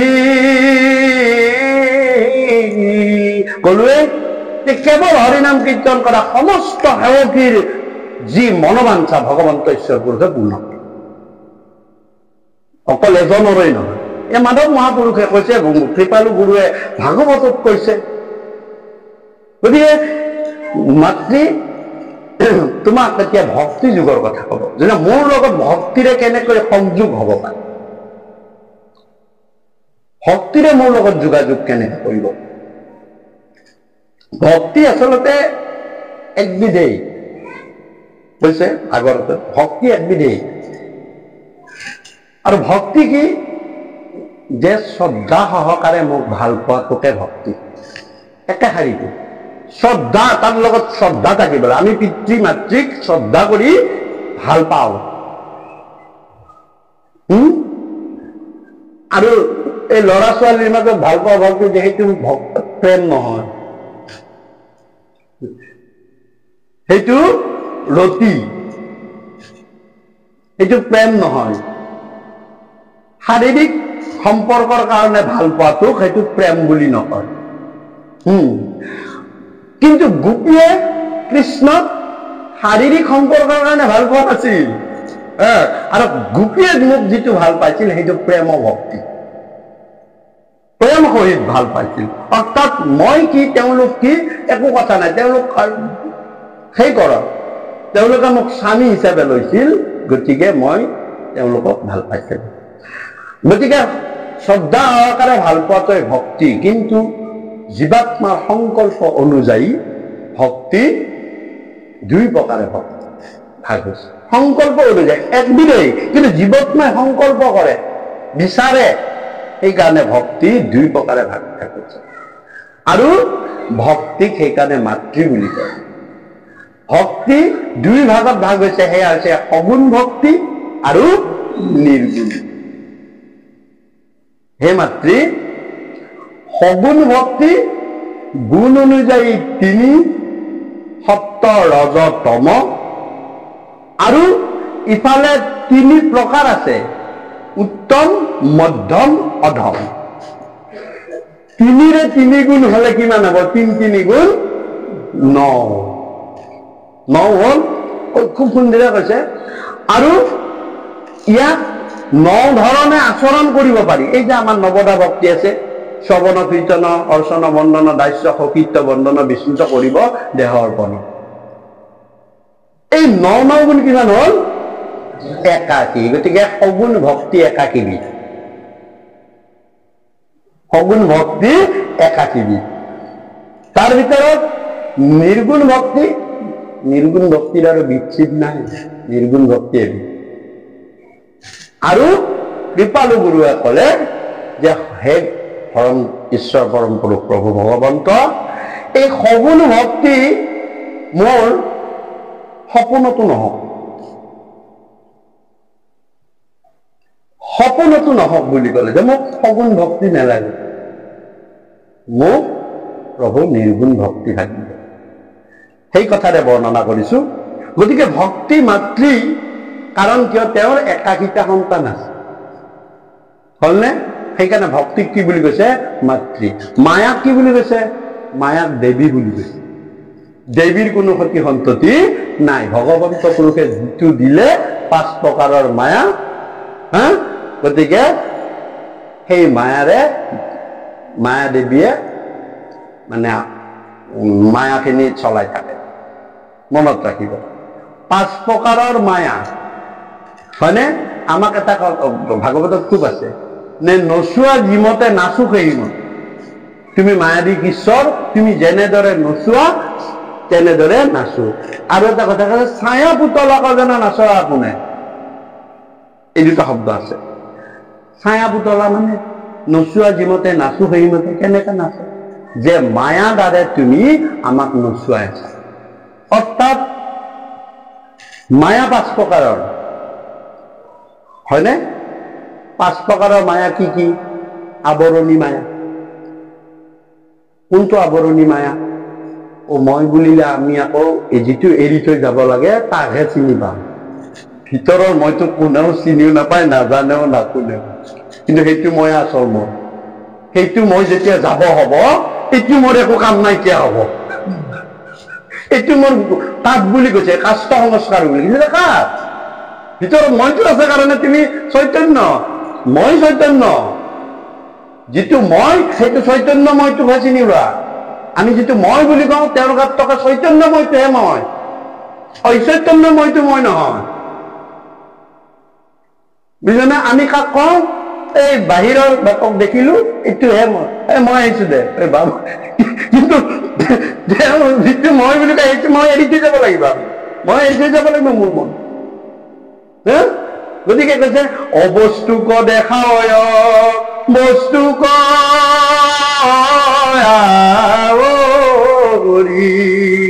এই কেমোহন মায়া জানা নিষ্ট কৰি। অবস্তুক দেখাও বস্তু কাবৰি, এই কেমোহন মায়া জানা নিষ্ট কৰি। এইটো আৱৰণী মায়া। কোনোদিন মোৰ মইটোক আমি কোনোদিন চিনিয়ে নাপাওঁ। ভিতৰৰ মইটোক বাহিৰৰ মইটোকে মই বুলি কৈছো। অনাত্মা দেহক আত্মা বুদ্ধি কৰি হৰি হৰি হৰি হৰি তুমি পৰমাত্মা ঈশ্বৰে ভৈলো বঞ্চি। অনাত্মা দেহটোক মই বুলি ভাবা যিটো ধাৰণা, সেইটো আৱৰণী মায়া। ভগৱন্ত একবিধ মায়া। 2 বিধ মায়া। 2 নম্বৰ বিধ মায়াটো হৈছে বিক্ষেপণ মায়া। 2 নম্বৰ মায়াটো হৈছে বিক্ষেপণ মায়া। বিক্ষেপণ মায়াটো কি? যে বিক্ষেপণ মায়াটো হৈছে, আপোনালোকে এইটো বৈষ্ণৱ সকলক প্ৰক্ষেপ কৰে। বৈষ্ণৱসকলক প্ৰক্ষেপ কৰে কেনেকে? প্ৰথমতে হৰক মাৰি দিলে, এটা বৈষ্ণৱ। হৰই দম্ভ কৰিছিল, অহংকাৰ কৰিছিল। বোলে মোক ভগৱান দহি আছো, মদনকো একো শংকা নাই, মই মদনক দহন কৰি পেলাইছো, মোক কাম ভাবে একো কৰিব নোৱাৰে। এই নহয়, মোৰ মায়া বৰ বেয়া বস্তু, হৰ নেলাগে তুমি এইবিলাক তিৰোতা মানুহৰ লগত অপমানিত হবা, সমাজে তোমাক হাঁহিব। এই নাই নাই প্ৰভু, মই মোক একো কৰিব নোৱাৰে, আপুনি দেখাক না কেনেকুৱা মোহিনী ৰূপ লৈ আপুনি অসুৰ বিলাকক মানে মোহিছিল আৰু দেৱতা বিলাকক সেই অমৃত খুৱাইছিল, মোক এই নেলাগে। সেই নাই, হৰই নামানে, ভণ্ডামি মাৰিলে, অহংকাৰ কৰিছিল। তেতিয়াহ'লে তেওঁ মায়া বিক্ষেপণ কৰিলে। হৰি দেওঁতে হৰই তমা মমা দেখিলে। ভগৱন্ত পুৰুষ যেতিয়া সুন্দৰী নাৰী হ'ল, তেওঁ সৌন্দৰ্যৰ গৰাকী, একদম হৰই থাকিব নোৱাৰা হ'ল। শেষত গৈ বৈকুণ্ঠ মাতা আকৌ ভগৱন্তক কৈছে, প্ৰভু মই আৰু তোমাৰ চৰণত মহৰণ ল'ব, প্ৰভু তোমাৰ তাত মই দাকাৰ, মই তোমাৰো হ'ব তুমি মোৰ একে কায়া বাৰু, তোমাৰ এইটো দুখ নধৰো মই বাৰু, কিন্তু যাক তোমাক বৰ দি দিলো, হৌক মায়াটো অহৰহ দিলে। তেতিয়াৰ পৰাহে শিৱ মায়া তেওঁ ভগৱন্তই বৰ দি দিলে, হৌক মায়া তোমাৰ অধীনত থাকক। তেতিয়াৰ পৰা মানে বাৰু যে সেইটো হৈছে বিক্ষেপণ। এবাৰ মাৰি দিলে ব্ৰহ্মা দেৱতাসকলক কৈছে, এই নন্দৰ পুত্ৰ সেইটো ক'ত ভগৱানে? তেতিয়া দেৱতাসকলে ক'লে, দেখোন ভগৱান ভগৱানকে থাকে, বোলে চা মই প্ৰমাণ কৰি দেখাইছো। এই বুলি গৰুৰ পৰা আপোনালোকে পালে, গৰুৰ পৰা চুৰ কৰি লৈ গুচি গ'ল, চুৰ কৰি লৈ গুৱা এটাত ঢাকি থৈ দিলে। যেতিয়া গুৱা এটাত ঢাকি থৈ দি ব্ৰহ্মলোকলৈ গুচি গ'ল, তেওঁ যাওঁতে এতিয়া এবছৰ গ'লেই নহয়, এতিয়া গকুলতটো হাহাকাৰ লাগিব, ব্ৰজত হাহাকাৰ লাগিব, গৰু নাই, সুৰক্ষ বিলাক ৰখীয়া বিলাক নাই। ভগৱন্তে ভাবিলে, ইছৰাম এইটো ব্ৰহ্মাই বৰ বেয়া কাম কৰিলে, কি হব? আপুনি গুৰক্ষ হইলা, নিজেই গৰু গুৰক্ষ, নিজে হৈ আকৌ ব্ৰজলৈ গুচি গ'ল। ব্ৰহ্মাই সেইখিনি ঘূৰি আহোঁতে এইবাৰ 1 বছৰ গ'লে ব্ৰজ, 1 বছৰ কাল সেই ব্ৰজত ভগৱন্ত পুৰুষ গৰু আৰু গুৰক্ষ হৈ থাকিল, গৰখীয়া ল'ৰা হৈ থাকিল। আৰু সেই 1 বছৰ কাল মানে গাখীৰ দুখ নাই ব্ৰজত, গাখীৰ খীৰাবই নালাগে, কৰি থাকে। দামুৰ বিলাকে ইমান ধুনীয়াকে খেলিছে মিলিছে, চবেই ভগৱান, তাৰমানে আনন্দময় তত্ত্ব, চবেই ভগৱান। ব্ৰহ্মাই ঘূৰি আহি দেখিলে, ই বাহিৰতো গৰু গাই, ভিতৰতো গৰু গাই, আকৌ ৰথটোক আকৌ দিলে, এইবিলাক আকৌ বিক্ষেপণ মায়া মাৰি দিলে, সকলোৱে কৃষ্ণ। ব্ৰহ্মাই চাহি 4 শিৰে নমস্কাৰ কৰিলে, প্ৰভু তোমাৰ ওচৰত নোৱাৰ, তোমাৰ মায়া নামিব। এই যে এইবিলাক বিক্ষেপণ মায়া মাৰি দিলে নাৰদক, তিৰি বিচাৰি গৈছিলে, প্ৰভু 16,108 আনছা বোলে, মইতো এটাও পাতা নাই, এটা পাতো দিয়া।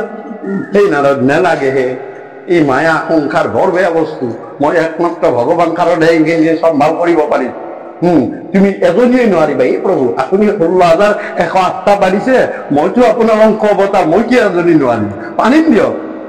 বাৰু নাৰদ যোৱা, মই যিটো ঘৰতে মই নাই, যি গৰাকীৰ লগত তুমি সেই গৰাকীয়ে লৈ গৈছা।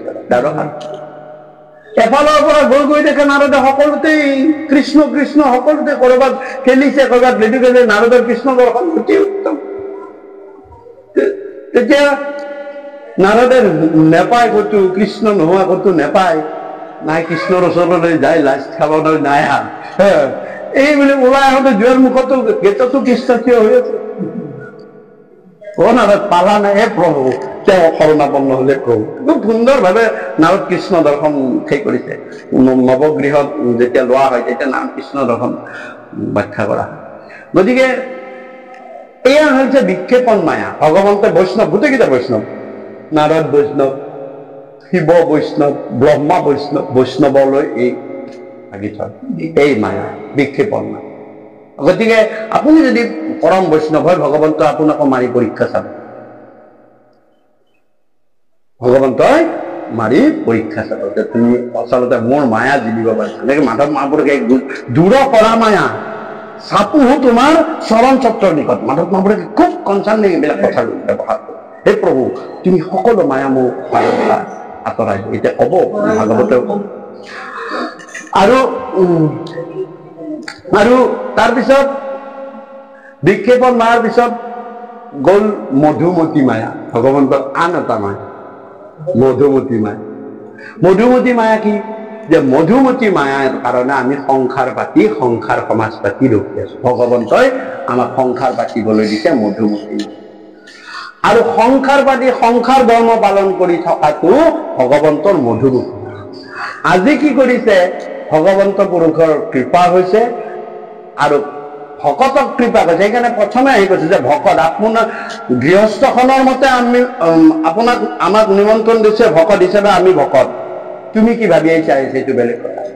এই কথা মাধৱ মহাপুৰুষে কৈছে মধুমতী মাৰ ক্ষেত্ৰত, যে আমাক নিমন্ত্ৰণ দিছে, আমি কেইটামান জীৱ আহি আমি কি কৰিছো, সেই গৃহৰ পৰা আহি ইয়াত ভগৱন্তৰ নাম গুণানুকীৰ্তন শ্ৰৱণ কীৰ্তন কৰিছো। আমি বেলেগ কাৰো পলিটিকেলি বা কাৰো কোনো এজন বিশেষ মানুহৰ আমি ইয়াতে গুণানুকীৰ্তন কৰা নাই। নকৰি কি কৰিছো আমি, যে ভগৱন্তৰ নাম গুণানুকীৰ্তন শ্ৰৱণ কীৰ্তন কৰিছো কাৰণে আমাক ভকত পৰ্যায়ত থৈ দিছে। কোনে ভাবিছে? গৃহস্থই ভাবিছে। ভাবিলেহে ভগৱন্তক ভজিবে পাৱই, নভাবিলে কদাচিতো ওচৰ নোপোৱা। তেওঁলোকে ভাবিছে আমি হয় আৰু ভগৱন্তই কৰাইছে। সেইকাৰণে কৈছে এই মায়াবিধক আমি আকৌ অলপ পিছত যাব লাগিব দেই। প্ৰত্যেকৰে আকৌ ভগৱন্তই টান মাৰি দিব, কিন্তু যাব লাগিব আকৌ, কাৰণ এইখিনি সময় নিছে, বেছি সময় নিদিয়ে। সেইকাৰণে কৈছে মধুমতী মায়া উন্মত্ত কৰায়া ফুৰে যত জীৱগণ, ভক্তৰ মায়াক পীড়ন নিমিত্তে বোলয় মধুসূদন।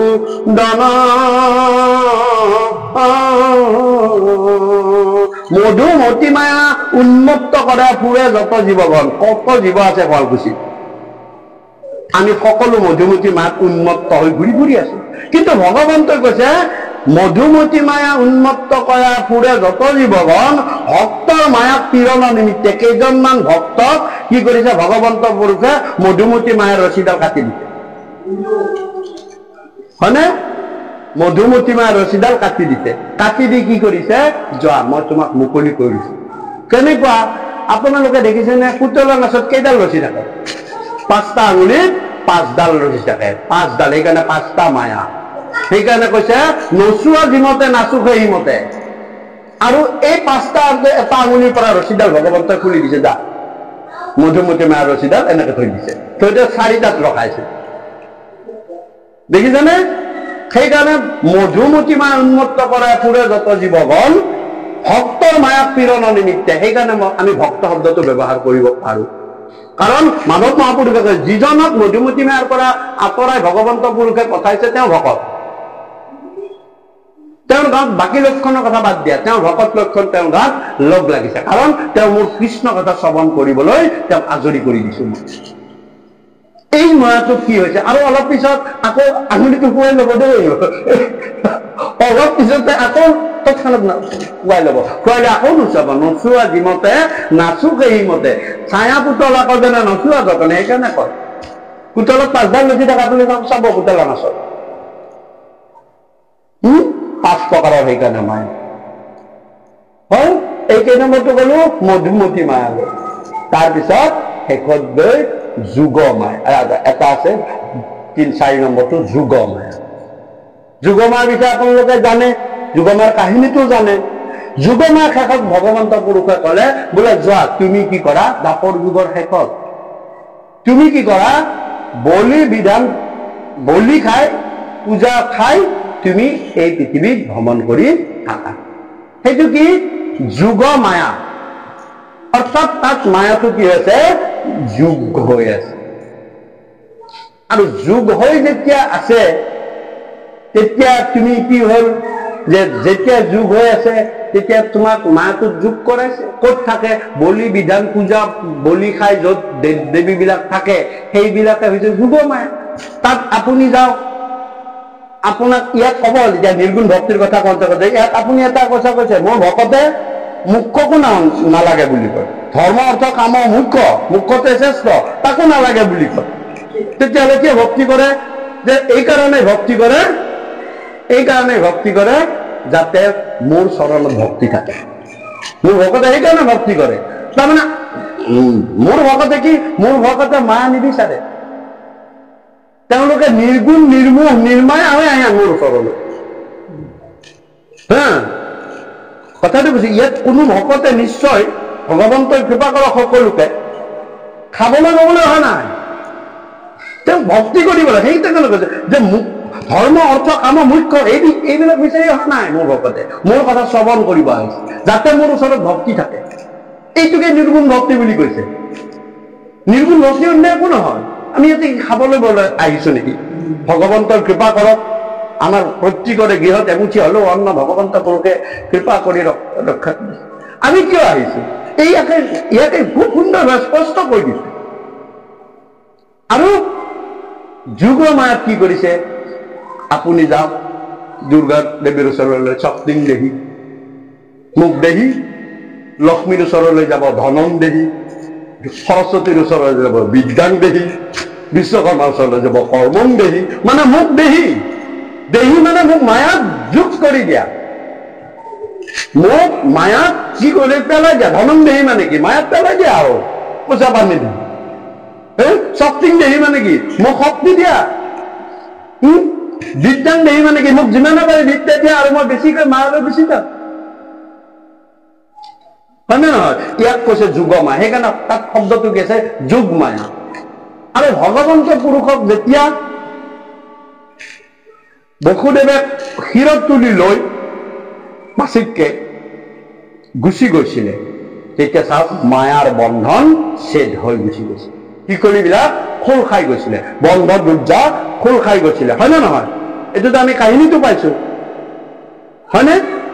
এতিয়া কথা হ'ল সেইটো দেখিছেনে? ভগৱন্ত যদি আপোনাৰ শিৰত চৰে, আপোনাৰ মায়াৰ শিকলিডাল খোল খাই যায়। অলপ আগতে গ'ল, মধুমতী মায়াত আমাৰ সংসাৰৰ শিকলিডাল খোল খাই গৈছে, কাৰণ তুমি ভগৱন্তক শিৰত লবলৈ আহিছা ইয়ালৈ। সেইকাৰণে তোমাৰ মায়াৰ শিকলিডাল কি হৈছে? খোল খাই গৈছে। আমি ঘৰৰ মায়াটো অলপ সময়ৰ কাৰণে বাদ দি আহিছো। এইটো ভগৱন্তক যদি আপুনি শিৰত লব আৰু মায়াটো যেতিয়া যোগ হব, চাবচোন এতিয়া গ'ল। আটাইতকৈ বেছি মায়া ক'ত থাকে জানে? আটাইতকৈ বেছি মায়া আছে কাৰণে এই পানীৰ অণুবিলাক লগ লাগি আছে। এই যে পানীৰ অণু ইটো সিটো ফাক যে নাই, দেখিছেনে? কিয় ফাক নাই? এই ফাক নাই, এই কাৰণে ইয়াতে আটাইতকৈ মায়া বেছি। ইটোৱে সিটোক মায়া মানে কি? ইটোৱে সিটোক টনাটো নিটো, আকৰ্ষণটো, ইটোৱে সিটোক বান্ধি ৰখাটো, বন্ধনটোৱে মায়া। পানীৰ অণুবিলাকত ইমান ডাঙৰ বন্ধন আছে যে ইয়াত কি হয়? যে ইয়াত ফাকেই নাই, ইয়াত ফাক কৰিব নোৱাৰে, ইমান মায়া। আমি ল'ৰা ছোৱালীৰ ওচৰলৈ তৎক্ষণাত গুচি যাওঁ, কিয়? মায়াত পৰো। তেওঁলোকক এৰি আমি গধূলি দেখা নেপালে মনটো বেয়া লাগে, কিয়? সেই মায়া, হয় নে নহয়? গাইজনীয়ে পোৱালিটোক এঘণ্টা দেখিব নোৱাৰিলে কিয় বাখৰ কৰে? কিয়? সেয়া মায়া। এই যে ওচৰা ওচৰিকৈ থকা বন্ধন যিটো, সেইটো মায়া। আৰু সেইদিনা ভগৱন্ত ঈশ্বৰ পুৰুষক লৈ যেতিয়া শিৰত লৈ বসুদেৱে গৈছিল, যমুনা পাৰত পানীয়ে বাধা দিছিল, তাত মায়া আছিল।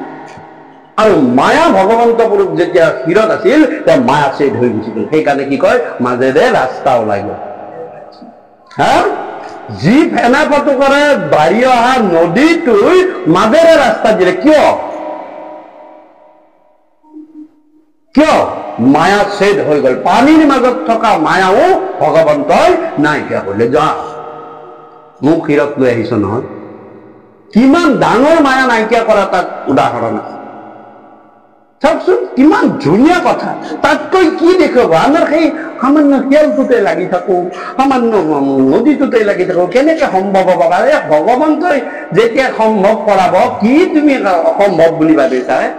কি কৰিব নোৱাৰে ভগৱন্তই? যাৰ শিৰত ভগৱন্ত পুৰুষ চৰি আছে, অনন্ত কোটি ব্ৰহ্মাণ্ডৰ যি মালিক, নদী এখন সামান্য নদী তেওঁৰ মতে, যাৰ ভয়ে চন্দ্ৰ সূৰ্য পৱনো কম পায়, যাৰ ভয়ত চন্দ্ৰ সূৰ্যও কঁপি থাকে, সেই ভগৱন্ত পুৰুষক লৈ গৈছে মায়া সে মাজেৰে গুচি গৈছে, হা মাজেৰে গুচি গৈছে আৰু গৈ সিপাৰত থৈছে। থৈ সেইবাৰ তেওঁ কাক লৈছে লগত? যুগ, মায়াটো যুগ হৈ আহিছে। যে যুগ হৈ আহিছে শিকলি বান্ধ খাই আহিছে, নদী লগ লাগি গৈ আছে, সেইবাৰ যুগ হৈ আছে। পিছত পাইছে ন আপোনালোকে, আকৌ নদী বন্ধ হৈ গল, আকৌ নদী গবলৈ ধৰিলে। কাৰণ কিয়? মায়া যুগ। এই কৈছে যুগ মায়া। গতিকে আমি এই যে অনুষ্ঠান বিলাকলৈ যায়, মানুহ বিলাকে পাতে, সেৱা সন্মান কৰে, উপায় নাই, তেওঁ মায়া পৰিয়ে আছে, কি কৰিব?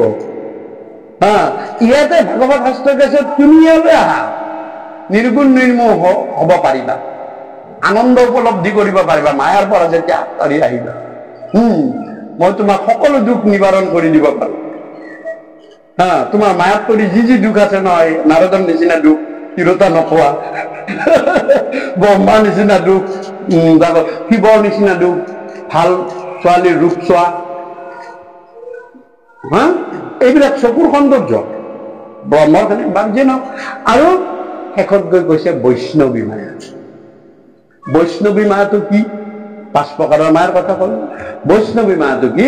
যে বৈষ্ণৱী মায়াটো আছে কাৰণে আমি আজি যিটো জীৱৰ কৈছো, মই ল'ৰাটো বান্ধি দিয়ক, যিটো জীৱৰ আমি এই মানে জন্ম অনুষ্ঠান পাতিছো, তাক আমি ল'ৰা বুলি কৈছো। কিয়? যে বৈষ্ণৱী মায়া, অৰ্থাৎ বৈষ্ণৱী মায়াটোৰ কাৰণে আমি ল'ৰাটোৰ গাত বা ছোৱালীজনীৰ গাত বা মানুহটোৰ গাত আমি ভগৱত তত্ত্বটো দেখি নাপাওঁ। ভগৱন্ত পুৰুষে বৈষ্ণৱী মায়াটো যেতিয়া লৈ ল'ব নহয়, তাতে আপুনি সেই ল'ৰাটোৰ গাতে ভগৱান স্বৰূপ দেখা পাব। তেওঁৰ গাত ভগৱান থকাটো সত্য, কিন্তু ভগৱানে বৈষ্ণৱী মায়াটো ৰাখি থৈছে। কাৰ কৰিছিলে? যশোদাৰ কৰিছিলে। মাটি খাওঁতে যশোদাক কি কৰিছিলে? মুখখন মেল বুলি কৈছিলে যশোদাই, আৰু মুখখন মেলি দিলে। আৰু তেতিয়া ভগৱন্তে মোক তোমাৰ চাবলৈ বিচাৰে, ৰবা সপকতে বৈষ্ণৱী মায়াটো ভগৱন্তই লৈ। তেতিয়া সকলো সমস্ত জীৱ জ্যোতিষ্টেজ জল সত্য ৰজতম ইন্দ্ৰিয় বল সকলো ভগৱন্ত পুৰুষৰ ভিতৰত দেখা পালে। যশোদা দেখে কৈছে আপোনাক, আৰে গোটেই অনন্ত কোটি ব্ৰহ্মাণ্ডখন দেখোন তেওঁৰ মুখত আছে। যোগী তেওঁ স্মৃতি কৰিব ধৰিলে, মই যশোদা মোৰ পুত্ৰ স্বামী, বজৰো সবে অধিকাৰী আমি, হেন অহম সদায় কৰো যাহাৰ মায়াতো উপজীৱ। হে প্ৰভু, হেন ভগৱন্ত গতি খন্দিও কাবাৰ মোৰ কুমতি, এই বুলি তেওঁ কি কৰিবলৈ? স্তুতি কৰিবলৈ ধৰিলে। ভগৱন্ত ভাবিলে অলপ সময়ৰ কাৰণে মই কাম কৰো, গতিকে মুখটোতো ধৰি পেলালে। গতিকে লৈ নাই নাই নাই, মই এনেকে থাকিলে মোৰ খেলটো নজমিব, এই বুলি কৰিলে। হে ৰাম, এই যে টান মাৰি লৈ আহিছিলে বৈষ্ণৱী মায়াটো, কৰিলা বৈষ্ণৱী মায়া বিস্তাৰ, গুচিল বিষ্ণু জ্ঞান যপুনাৰ, কৃষ্ণত পুত্ৰ বুদ্ধি ভৈলা জাত, ধূলা জাৰি জুৰি লৈলা কুলাত, পাৰন্ত মুখেছো মাস্তন দিয়া, মোৰ আয়ু লৈ পুতাই দিয়া। দেখিছেনে? সেই ভগৱন্তকে কি কৰিলে? এই বৈষ্ণৱী যে মায়া মাৰি দিলে, আকৌ আহিব। এইটো হৈছে বৈষ্ণৱী মায়া। বৈষ্ণৱী মায়াৰ কাৰণে আমি কৃষ্ণ যশোদাৰ নিচিনা পুত্ৰ যেন দেখাব, কিন্তু ভগৱন্তক কৈছে গুচাই মায়া স্বামী। হে প্ৰভু মাধৱ মহাপুৰুষে এই মায়া আৰু গুচি দিয়ক। এই 5টা মায়াৰ পেকেজটো কি বুলি কয় জানানে? এই গোটেইকেইটা মায়াৰ পেকেজটোকে মহামায়া বুলি। এই যে কৰবাত কিবা কিবি মন্দিৰ চন্দিৰ আছে, বহুতে কি বুজিয়ে নাপায় সি কি তত্ত্ব কি, তাৰমানে সেই 5টা মায়াৰ পেকেজটো মহামায়া বুলি। তুমি কোনটোত পৰা পৰি থাকা, মায়া লাগিছা, আমিনো কি কম? তুমি মায়াত পৰিব গৈছা, আমাক কবলগীয়া একো নাই। আমি কিয় নাযাওঁ? আমি মায়াত পৰিব নিবিচাৰো। মাধৱ মহাপুৰুষ গুচাই মায়া স্বামী, তোমাৰ চৰণে আমি ভজিলো জয় জয় বুলি। আমি মায়ে গুচাবলৈ মাধৱ মহাপুৰুষে কৈ আছে, আমাৰ মানুহ যদি আৰু তালৈ যায় তাৰ পৰা কিবা সুফল পাবনে? একো নাপায়, একো নাপায়, মিছা কথা। ভস্মত যেন আহুতি, গতিকে এই 5 প্ৰকাৰৰ মায়াৰে 5টা আমাৰ ভগৱন্ত পুৰুষে 5 আনিলে। আৰু ভগৱন্ত নিৰপেক্ষ, ভগৱন্ত কলে ৰবা 5 প্ৰকাৰৰ মায়াৰে তোমালোকক বান্ধিম আৰু 5 প্ৰকাৰৰ তোমালোকক মুক্তি দি দিছো। ইয়াতে মুক্তিৰ কথা কলো যে এই মুক্তি 5 প্ৰকাৰৰে তুমি 5 প্ৰকাৰৰ মায়াৰে আনি তোমাক সংসাৰ গাতটোত পেলাইছো। প্ৰথমটো আৱৰণী মায়া, তাৰপিছত বিক্ষেপণ মায়া, তাৰপিছত মধুমতী মায়া, তাৰপিছত যোগ মায়া, বৈষ্ণৱী মায়া হল। গুৰু গোটেইকেইটা বৰ্ণনা কৰিছে প্ৰতিটো কথা। তাৰ পৰা 5 প্ৰকাৰৰ মুক্তি দি দিলে। সংসাৰ গাতটোত আনি বাৰু পেলাইছো, মায়া দেৱীৰ হতুৱাই আমাক সংসাৰত পেলাইছে। আৰু ভক্তি মাতৃৰ হাতত 5 প্ৰকাৰৰ মুক্তি দি দিলে। মুক্তিও 5 প্ৰকাৰৰ, বুজিছানে? অৰ্থাৎ 5ডাল নলীৰে সংসাৰ গাতটোত জীৱক পেলাইছে। আৰু ভক্তি মাতৃক কৈছে এই 5ডাল নলী তোমাক দি দিলো, জীৱবিলাকক উলিয়াই দিবা। কি? সালোক্য, সামিপ্য, সান্নিধ্য, হয়নে? তাৰপিছত সাৰূপ্য আৰু লীন।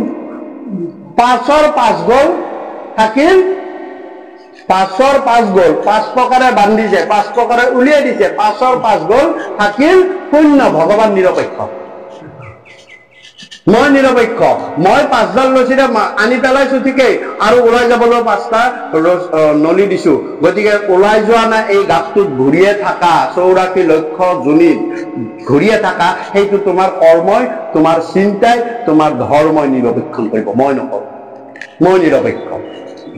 ভগৱান সেইকাৰণে কয় মই নিৰপেক্ষ।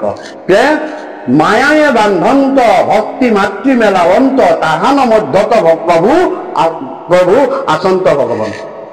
ব্যাসে প্ৰথমতে ভাগৱত লিখিবলৈ গৈ সেই চিনাৰীটোৱে লিখিলে যে 5 প্ৰকাৰৰ মায়াৰে ৰছীৰে মায়া দেৱীয়ে বান্ধিছে জীৱবিলাকক, আৰু ভক্তি মাতৃয়ে 5 প্ৰকাৰৰ নলীৰে মোকলাই দিছে, আৰু মাজত ভগৱন্ত পুৰুষ ৰখি আছে। আমাৰ 3 গজ বন্তিৰ সেই এটা তাত্ত্বিক দিশ। আমাৰ যে 3 গজ বন্তি থাকে, ভগৱন্ত পুৰুষ ক'ত থাকে? মাজত থাকে। আমাক যিখিনি আমি মূল বন্তি বুলি কওঁ, দেখিছেনে? আৰু 2 পাশলে 2 গজ থাকে। সেই এটা তত্ত্ব আছে। কোনোবা আমাৰ মহাপুৰুষৰ তত্ত্বত আমাৰ চৰিত পুথিমতে আকৌ স্থানবিলাকো বদলি থাকে, কৃপালু গুৰু থাকে কেতিয়াবা মাজত। এইবিলাক বন্তিৰ ভিতৰৰ ভজনীয় তত্ত্বৰ কথা। গতিকেলৈ মাজত কেতিয়াবা কৃপালু গুৰু যায়, কোনোবাটো প্ৰসংগত আমাৰ ডাঙৰ দাদা এইবিলাক জানে। ভজনীয় তত্ত্বৰ কথা বাৰু, এইখিনি আমিও সমান সেই কৰা হৈছে। গতিকে সেনেকে মাজত থাকে। কেতিয়াবা মহাপুৰুষ গুৰু, মাধৱ মহাপুৰুষ, আটা পুৰুষ, সৰু ছোটা এটা পুৰুষ থাকে, কেতিয়াবা বদলা এটা থাকে। এই তিনিগছত এনেকে 3জন পুৰুষ ঘূৰা ঘূৰি থাকে, প্ৰসংগলৈ তেওঁলোক ঘূৰা ঘূৰি হৈ থাকে। আমাৰ মহাপুৰুষৰ তত্ত্বত, আধ্যাত্মিক তত্ত্বত যিটো ভাগৱত তত্ত্ব আছে তাতে আহিছে বাওঁফালৰটো কি? মায়া, সোঁফালৰটো ভক্তি, মাজত ভগৱন্ত। সেইকাৰণে মায়া বাওঁফালে কাৰণে আইসকলক পুৰুষৰ বাওঁফালে সেৱা কৰায়। আকলে নানে সিফালে যায়, কিয় কয়? মায়াত পেলাই, হয়নে কথাটো? আমাৰ নকয় জানো এই বাওঁফালে আহিব লাগে? কিয় কয়? এই বাওঁফালে মায়া দি। গতিকে এই 5 প্ৰকাৰৰ মুক্তি দিলে, আৰু ভগৱন্ত নিৰপেক্ষ হৈ থাকিলে। গতিকে ইয়াত কৈছে কি যে এনেদৰে ভক্তি মাতৃৰ লগত 81বিধ সন্তান আছে। তাৰ ভিতৰত মোটামুটি কথাটো এনেকুৱা যে প্ৰথম হ'ল সাত্বিক গুণৰ ভিতৰত সাত্বিক, ৰাজসিক আৰু তামসিক, উত্তম, মধ্যম, অধম। এতিয়া প্ৰথম তামসিক ভক্তিটো ভাগৱতে বৰ্ণনা কৰিছে যে তামসিক ভক্তিটো অধম। কোনজন? পৰক মাৰিব প্ৰতি, আনক মাৰিব প্ৰতি দ্বন্দ্ব দেশ ভাৱ লৈ মোক ভক্তি কৰে। কিছুমানে সেৱা কৰে, হে প্ৰভু মোক এই অনেকে অপকাৰ অন্যায় কৰিলে, তাকো যাতে তুমি কিবা এটা চিন দেখুওৱা। কৰে নে নকৰে? কৰে। সেইটো তামসিকৰ অধম ভক্তি। তেওঁৰ গাত তামসিক ভক্তি আছে, অধম। কৃষ্ণক ভগৱন্তই কৈছে মোকেই মাৰিবৰ কাৰণে কংসই তামসিক ভক্তি কৰিছিলে, সেইকাৰণে কংস অসুৰ। কংস অসুৰ, সংসাসুৰ বুলি কয়। কিয়? তেওঁ তামসিক ভক্তি কৰিছিলে। মোক মাৰিবৰ কাৰণে, ভগৱান কৈছে মোক মাৰিবৰ কাৰণে কংসৰ হৰণিকে মোকহে দেখি আহিছিলে। সেইবোৰ এটা ভক্তিয়েই। বৈধভাৱে চিন্তি মোক দুনাই বাবে আহিলো মোক বৈধভাৱে চিন্তা কৰিছে। গতিকে মোৰ ওচৰলৈ এনেকুৱা ভক্ত আহে, হে মাতৃ পৰত মাৰিবে প্ৰতি মনত সংকল্প কৰে। হে প্ৰভু তুমি কিবা এটা কৰা আৰু তুমি গাত বল অলপ দিয়া। মনত সংকল্প কৰে। দম্ভ মৎসৰ আতিশয়, দম্ভ মৎসৰ আতিশয়, দম্ভ বা মৎসৰ। মৎসৰ মানে ক্ৰোধযুক্ত অহংকাৰ। দম্ভ আৰু অহংকাৰৰ মাজত পাৰ্থক্য আছে, হয়নে? আছে নে নাই বাৰু? দম্ভ আৰু অহংকাৰৰ মাজত। দম্ভ কোনটো জানে? অহংকাৰ কোনটো? বাপৰ 1 কোটি টকা আছে, মোৰ 1 কোটি টকা আছে দেই, মই কোটিপতি, এইটো তেওঁৰ ধৰ্ম আছে। তাৰমানে সম্পদ হওক টকা হওক তেওঁ আছে। থাকি যিখিনি অহংকাৰ কৰে সেইটো অহংকাৰ। থাকি যি মানে হয়, কিন্তু নাই 1 লাখ আছে কিন্তু কুটনীতি আৰু কুটিৰ, সেইটো দম্ভালি। ই দম্ভালি মাৰি গৈছে। তাৰমানে কিমান নাই আছে, নোহোৱা ন 10 লাখ মান আছে, কিন্তু অহংকাৰটো মাৰিব কুটনি বুলি যদি আমাৰ নোহোৱাটো কুটনি নামাৰে বাৰু। অহংকাৰটো আছে। কংস অহংকাৰ কৰিছিল। কৃষ্ণক যদি মাৰিবলগীয়া হয়, মাৰাৰ বলটো কৃষ্ণ বুলিহে নোৱাৰে, বেলেগ হলে কংস এটা মাৰি ধৰি মাৰি পেলাব, ইমান বল। ৰাৱণে অহংকাৰ কৰি, ৰাৱণৰ বল আছে, জ্ঞান আছে, বিচাৰ আছে, বুদ্ধি আছে, অহংকাৰ। কিন্তু আচলতে নাই, এনেই বিচাৰি যে ফুটনি মাৰি থকাটোক দম্ভ বুলি কয়। দম্ভ মৎসৰ আদি ভাৱ এনেকে মোক ভক্তি কৰে। এই মতে ভক্তিমত কৰিলে তামস হয়, ক্ৰোধভেদ তিনিটো আছে। গতিকে এনেকে 3টাত উত্তম মধ্যমতো আছে। গতিকে এইটো কথা। 2 নম্বৰ যে 2 নম্বৰ কৈছে বিষয়ত কৰিয়াস ধন বা ঐশ্বৰ্য চাৱে প্ৰতিমাত মোহক পূজয়। আমাৰ বহুতে সদায় বা এইটো দেখোন সৰস্বতী পূজা কৰি, সৰস্বতী দেখোন মূৰ্তি বা অমুকৰ মূৰ্তি দেখোন কৃষ্ণ বুলি কব পাৰিলে এই প্ৰতিমাত পূজা নোপোৱা। কৃষ্ণৰ লগত অন্য দেৱতাক সম কৰাটো সেইটো বহুতো অধম কৃষ্ণ পদ্ধতি। তুমি যদি, মই এটা সামান্য উদাহৰণ কওঁ, এখন দলৰ এখন মিটিং, ধৰক এটা দলৰ এখন মিটিং, কথাটো কৈছো, আগত আছে মঞ্চত বহি আমাৰ প্ৰধানমন্ত্ৰী। তোমাক যদি আহাচোন আহা অলপমান লেকচাৰ তুমি অলপ দিয়া প্ৰধানমন্ত্ৰীৰ আগত, তুমি যদি গাই বিৰোধী প্ৰাৰ্থীৰ বৰ্ণনা গোৱা তেওঁৰ খং উঠিব? তুমি যদি বৰ্ণনাটো ৰাহুলৰ গোৱা তুমি তেওঁ খং উঠিব? আৰে বন্ধ কৰি দিব তোমাৰ মিটিং, দিব নে নিদিব? হয় নে নহয়? আগত আছে এজন, তুমি গাই আছা বেলেগৰ গুণানুকীৰ্তন, বন্ধ কৰি দিব না। আগত আছে বেলেগ দেৱী, তুমি গাই আছা কৃষ্ণৰ, দেৱীৰো খং উঠিছে, কৃষ্ণৰো খং উঠিছে। হয় নে নহয়? গোৱা, তোমাৰ যদি আগত যদি কিবা আছে কিবা বৰ্ণনা নোগোৱা, দেৱী আছে দেৱী বৰ্ণনা গোৱা, কৃষ্ণ আছে কৃষ্ণ বৰ্ণনা গোৱা। আগত মূৰ্তিটো কৃষ্ণ। আৰে উদাহৰণ সেইটো হয় নে নহয়? জল জল পত্ৰত কথা বন্ধ কৰি নিদিবা আপোনাক? পাই নাপাই সুধিবই নালাগে, নিজে অকমান চিন্তা কৰি চালে কথাটো হয়। মাইক্ৰফোনৰ কানেকশ্যন কাটি দিব। গতিকে এই প্ৰতিমাত মোহক পূজয়, এইটো কৰিলে বিষয় ঐশ্বৰ্যৰ কাৰণে, ধন জন টকা পইচাৰ কাৰণে মোক সেৱা কৰে আৰু কি কৰে? প্ৰতিমাত মোহক পূজয়।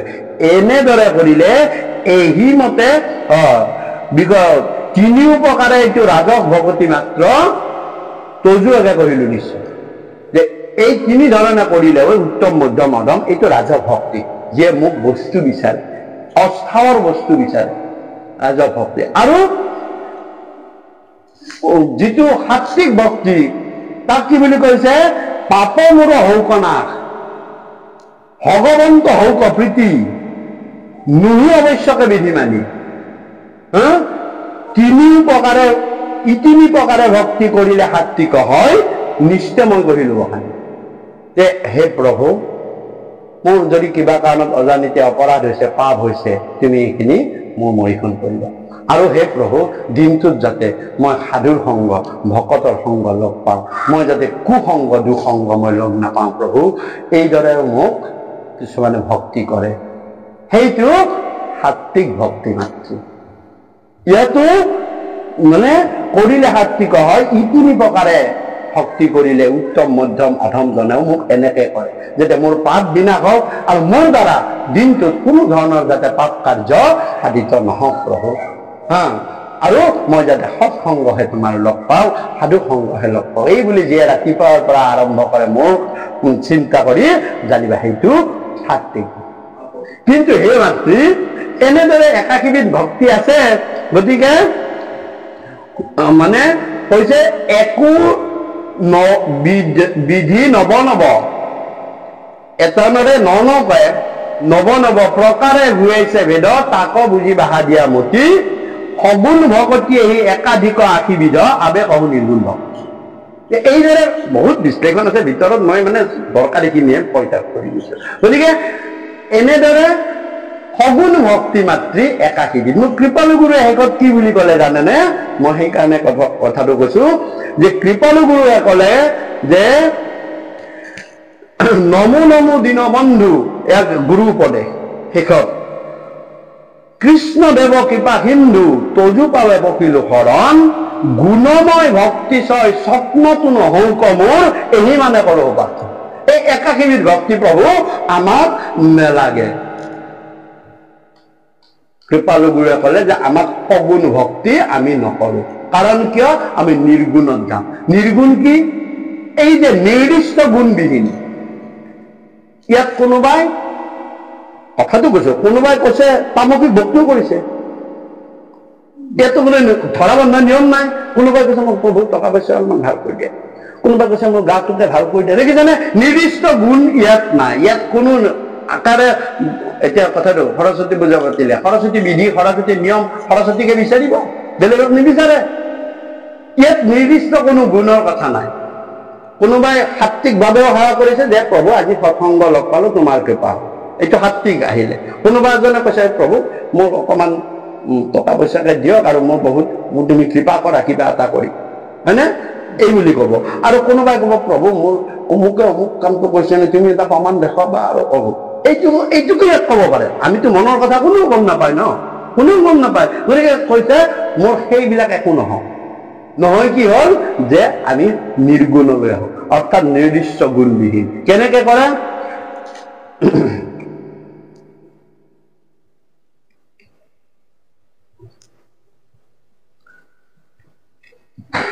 কৃষ্ণ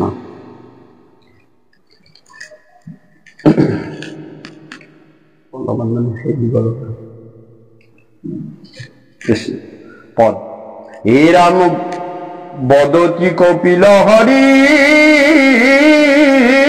শুনা মহা সতী, একবিধ মাত্ৰ কোনো নিৰ্গুণ ভকতি।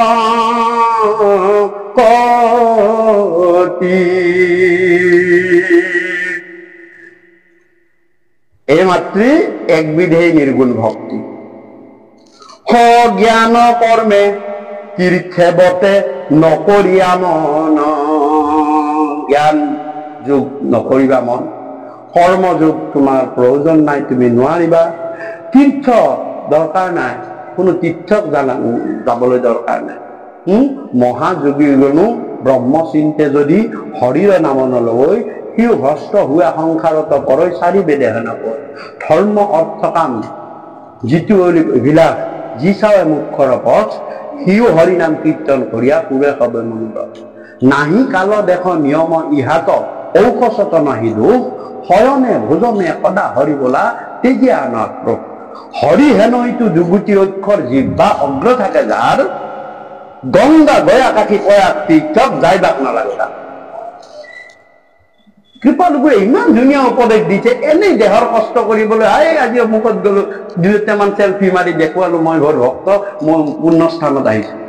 এই ওচৰতে থকা পুণ্যস্থানখনলৈ যোৱা নাই তুমি, সেই দূৰ-দূৰণিত তাতে গৈ পুণ্যস্থান দেখুৱাবলৈ গৈছা। ওচৰতে থকা নামঘৰটোলৈ যোৱা না, কিমান টকা খৰচা কৰি, কিমান টকা নামঘৰটো ভকত খাৱা কৰা না, তাকে নকৰিবা, নকৰিব তীৰ্থস্থানত গৈ গৈ দেখুৱাব গৈছা। আৰু তীৰ্থে ব্ৰতে নকৰিয়া মন, ব্ৰতত ভগৱন্তক নাপায়। সেইকাৰণে কৈছে নপাৱে মোক একাদশী উপবাসে, নপাৱে মোক যোগ সন্ন্যাসে। এইবিলাক নিয়মে মোক নাপায়। অলপ আগতে খুব স্পষ্ট কথা কোৱা হ'ল, ব্ৰহ্মাৰ নিয়ম তেওঁ নামানিলে। তোমাৰ ব্ৰত একাদশী মানিব, তোমাৰ ব্ৰত একাদশী মানি তোমাৰ ওচৰলৈ আহিব নহয়, তোমাৰ ভিতৰত থকা ভক্তিৰ অধীন তেওঁ। মই ভকতৰ অধীন, মই ভক্তিৰ অধীন, যিয়ে মোক ভক্তি কৰিব তেওঁ মই দাস। তীৰ্থে নকৰিয়া মন, সুদৃঢ় বিশ্বাসে লৈও মুহূৰ্তক ৰণ। প্ৰহ্লাদে যেনেকে সুদৃঢ় বিশ্বাসে কব পাৰিছিল মোৰ ভক্তিত সুদৃঢ়তা আছে, মই ভগৱানক ভাল পাওঁ, শ্ৰদ্ধা সহকাৰে ভাল পাওঁ, মোৰ হৃদয়ত ভগৱানৰ ভক্তি আছে, আৰু খুটাটোতে পিতৃ ভগৱান আছে। জীৱত তুমি মাৰিছিলা, মই কৈছো জড়ত, সেইটো সুদৃঢ় ভক্তি। নোলাব ডিঙিছেদ হব, তথাপিও তেওঁ কৈছিল মোৰ ভগৱান, মই যদি সঁচা হয় ভগৱান তাতে আছে। সেয়া সুদৃঢ় ভক্তি। আৰু সেই সুদৃঢ় বিশ্বাসে মোক শৰণ লোৱা। তোমাৰ আগত মৃত্যু নাচি থাকিব, কিন্তু তাৰ পৰা তুমি হেৰ ফাৰ নহবা মোৰ ভক্তিৰ পৰা। সেইটো সুদৃঢ় বিশ্বাস। সুদৃঢ় বিশ্বাসে লৈ মুহূৰ্ত শৰণ, মোৰ তাত শৰণ লোৱা, যে ভগৱন্তই মোক নিশ্চয় এইখিনি কাৰ্য কৰাব। মই ভগৱন্তৰ চৰণত শৰণাগতি হৈছো। মই প্ৰভু, মই একো নাজানো, মই তোমাৰ কথা শুনিবহে জানো, গাবহে জানো, মই বাকী একো নাজানো, বাকী তুমি মোৰ কথা তুমি জানা। এইবুলি তুমি ভগৱন্তক মোক অৰ্পণ কৰি দিয়া। এই যে আজি যে জীৱটোক অৰ্পণ কৰি দিলে মাক দেউতাকে ভগৱন্তৰ চৰণত, এয়াই ভগৱন্তই কৈছে মোক সেইটোৱে লাগে, মোক অৰ্পণ কৰি দিয়া, বাকী মই চলাম, তুমি নিমিত্ত মাত্ৰ, মই চলাম তোমাক। মোক সমৰ্পিয়া কৰি তাৰপিছত কি বুলি কৈছে, ওৰা মোৰ গুণ গণ কচ বনে তেতিক্ষণ, মোৰ গুণ বিলাক যেতিয়া শ্ৰৱণ কৰিবা, নিষ্কামে মুহূৰ্ত যায় নিমজু কম, তেতিয়া তোমাৰ মনটো নিৰ্দিষ্ট কামনাবিহীন হৈ যাব। নিৰ্দিষ্ট মোৰ কামনা নাই, মই টকা পইচাৰ কাৰণে ভগৱানক বিচৰা নাই, মই সুখ সঞ্চয়ৰ কাৰণে বিচৰা নাই।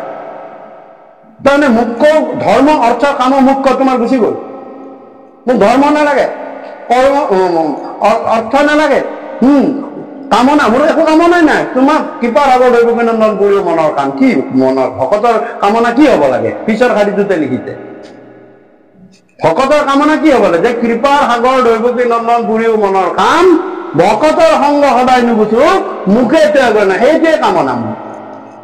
তাকে কৈছে নিৰ্গুণ ভক্ত, যে মোৰ ভকতক সংগ বিচাৰে আৰু মোৰ ভকতি কৰিব বিচাৰে, সেইটোকে নিৰ্গুণ ভক্তি বুলি কৈছে। কি বুলি কৈছে, মোৰ গুণ গণ কচ বনে তেতিক্ষণ, নিষ্কামে মুহূৰ্ত যায় নিম জয় মন। আৰু তেতিয়া তেওঁৰ মনটো কামনাবিহীন হয়, নিৰ্গুণ ভকতিয়ে সি কহিলো বুজাই, মই সমৈটো ভক্তি এৰা এৰি নাই। মাতৃ এই নিৰ্গুণ ভক্তি বহুত ডাঙৰ এটা নাই, কিনো কথা দেখিছেনে, বুজাই কোৱা বুলি কৈছে ভগৱানে মাকক, যে মই বুজাই কলো, বুজাবলৈও নাই, 4টা শাৰী মাত্ৰ। মানে ক্ষুদ্ৰে বিশ্বাসে লৈ মুহূৰ্ত শৰণ, মোৰ গুণ গণকচবনে তেতিক্ষণ, নিষ্কামে মুহূৰ্ত যায় নিমজু কমন, নিৰ্গুণ ভকতি আহি কৰিলো বুজাই, 4টা শাৰীত বুজাই কোৱা বুলি কৈছে। ইমান চট আৰু ইমান মানে এয়াই নিৰ্গুণ ভক্তি। চাওকচোন, বহুত আমি ডাঙৰ হব বুলি ভাবিছে, একাশীবিধ, ইফালে সগুণ ভক্তি, ইফালে নিৰ্গুণ ভক্তি মাত্ৰ 4হে। আৰু কি বুলি কলে, যেন গংগা জল সমুদ্ৰত পৰে যায়, নিৰাময় এই হিমতে যোগীৰ চিত্ত মুত নিমজ যিদৰে গংগাৰ জল সমুদ্ৰত নদীৰ জল যায় সাগৰত পৰে তাত কোনো একো বিলীন হৈ যায় কত চিন নাইকিয়া হয় গতিকে পৰাম মোৰ ভক্ত হব কোনো নিষ্কাম হৈ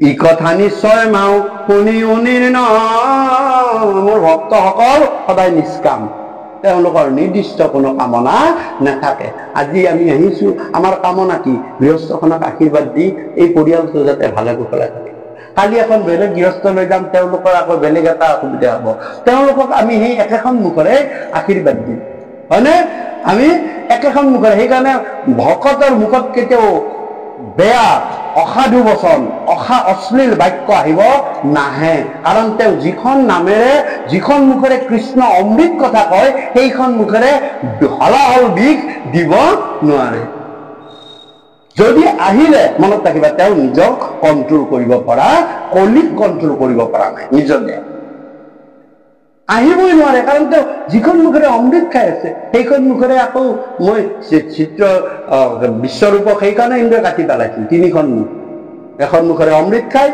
এখন মুখেৰে মানে মদিৰা আৰু মদ আৰু মাংস খায় অসুৰ প্ৰবৃত্তিৰ আছিল মোমায়েকৰ ঘৰটো দেউতাক আছিল দেৱতা ত্ৰষ্টা মুনিৰ পুত্ৰ বিশ্বৰূপ তেওঁ দেউতাক আছিল দেৱতা আৰু দেৱতা থাকোঁতে অমৃতৰ ভাগ পায় তেওঁ দেৱতাৰ গুৰু হ'ল সেইকাৰণে সেই এখন মুখেৰে অমৃত খায় এখন মুখেৰে কি খায় এখন মুখেৰে মোমায়েকৰ ঘৰৰ মাক ৰচনা আছিল মানে দানৱী কন্যা মদ আৰু মাংস খায় আৰু যেতিয়া দেৱতাৰ তাতে স্থান নোহোৱা হ'ল দৈত্যও স্থান নিদিয়ে কাৰণ দেৱতাৰ পুত্ৰক এই নাই তোৰ এতিয়া এনাৰ্জি নাই তোৰ এতিয়া এনাৰ্জি নাই মামাকে ঘৰৰ পৰাই তই যা তাতে যা দেৱতাৰ লগত থাক এই দেৱতাকে সহায় কৰিছিলি সেই দি নাম কবচ দি তাতে থাকব তেতিয়া বিশ্বৰূপৰ কোনো স্থান নাইকিয়া হ'ল তেওঁ আহি মানৱীৰ ঘৰত মানুহৰ ঘৰত লালন পালন হ'ল এখন মুখেৰে ভাত খায় তিনিটা ডিঙি যেতিয়া বিশ্ব এই কথাটো যেতিয়া ইন্দ্ৰই গম পালে অলপমান হেৰি লৈ গৈছে গম পালে তেতিয়া ষষ্ঠ স্কন্ধত আছে গম পালে তেতিয়া ডিঙি তিনিটা কাটি গল তিনিটা কাটি তেতিয়া গাতে কাটি দিলে সেইকাৰণে তিনিটা গলৰ পৰা তিনিটা পক্ষী হ'ল প্ৰথমটো তৃতীয় পক্ষী হ'ল সেইটো কোনটো চাতক চৰাই অমৃত যিটোৱে খাইছিল সি সেইকাৰণে ওপৰলৈ মুখ কৰি ওপৰলৈ উৰা মানে অমৃত বিচাৰি ওপৰৰ পৰা অমৃত একচুৱেলি পানীও বুলি কয় যে পানী ওপৰতহে পানী খায় দেখিছানে সি সদায় ওপৰলৈ গৈ চাতক পক্ষী চাতকী প্ৰাণ বুলি এটা কবিতাও আছিলে চাগে ৰবীন্দ্ৰনাথ বৰদলৈ ৰঘুনাথ চৌধুৰী চাতকী প্ৰাণ বুলি এটা শব্দ এটা পাইছো যে নহওক দেখিছানে কি চৰাই হ'ল এইটো অমৃত খাবলৈ যায় সেইটো পানী খায় চাতক হ'ল দুই নম্বৰ যিটোৱে মদ আৰু মাংস চাংস এইবিলাক খাইছিল সেই মুখটো অৰ্থাৎ বাপেক মাকহঁতৰ মোমায়েকহঁতৰ সেইটোৰ পৰা কুকুৰা চৰাই হ'ল কপি বুলি কৈছে সেইকাৰণে সাধু মহন্ত চৰাই কুকুৰা চৰাই নাখায়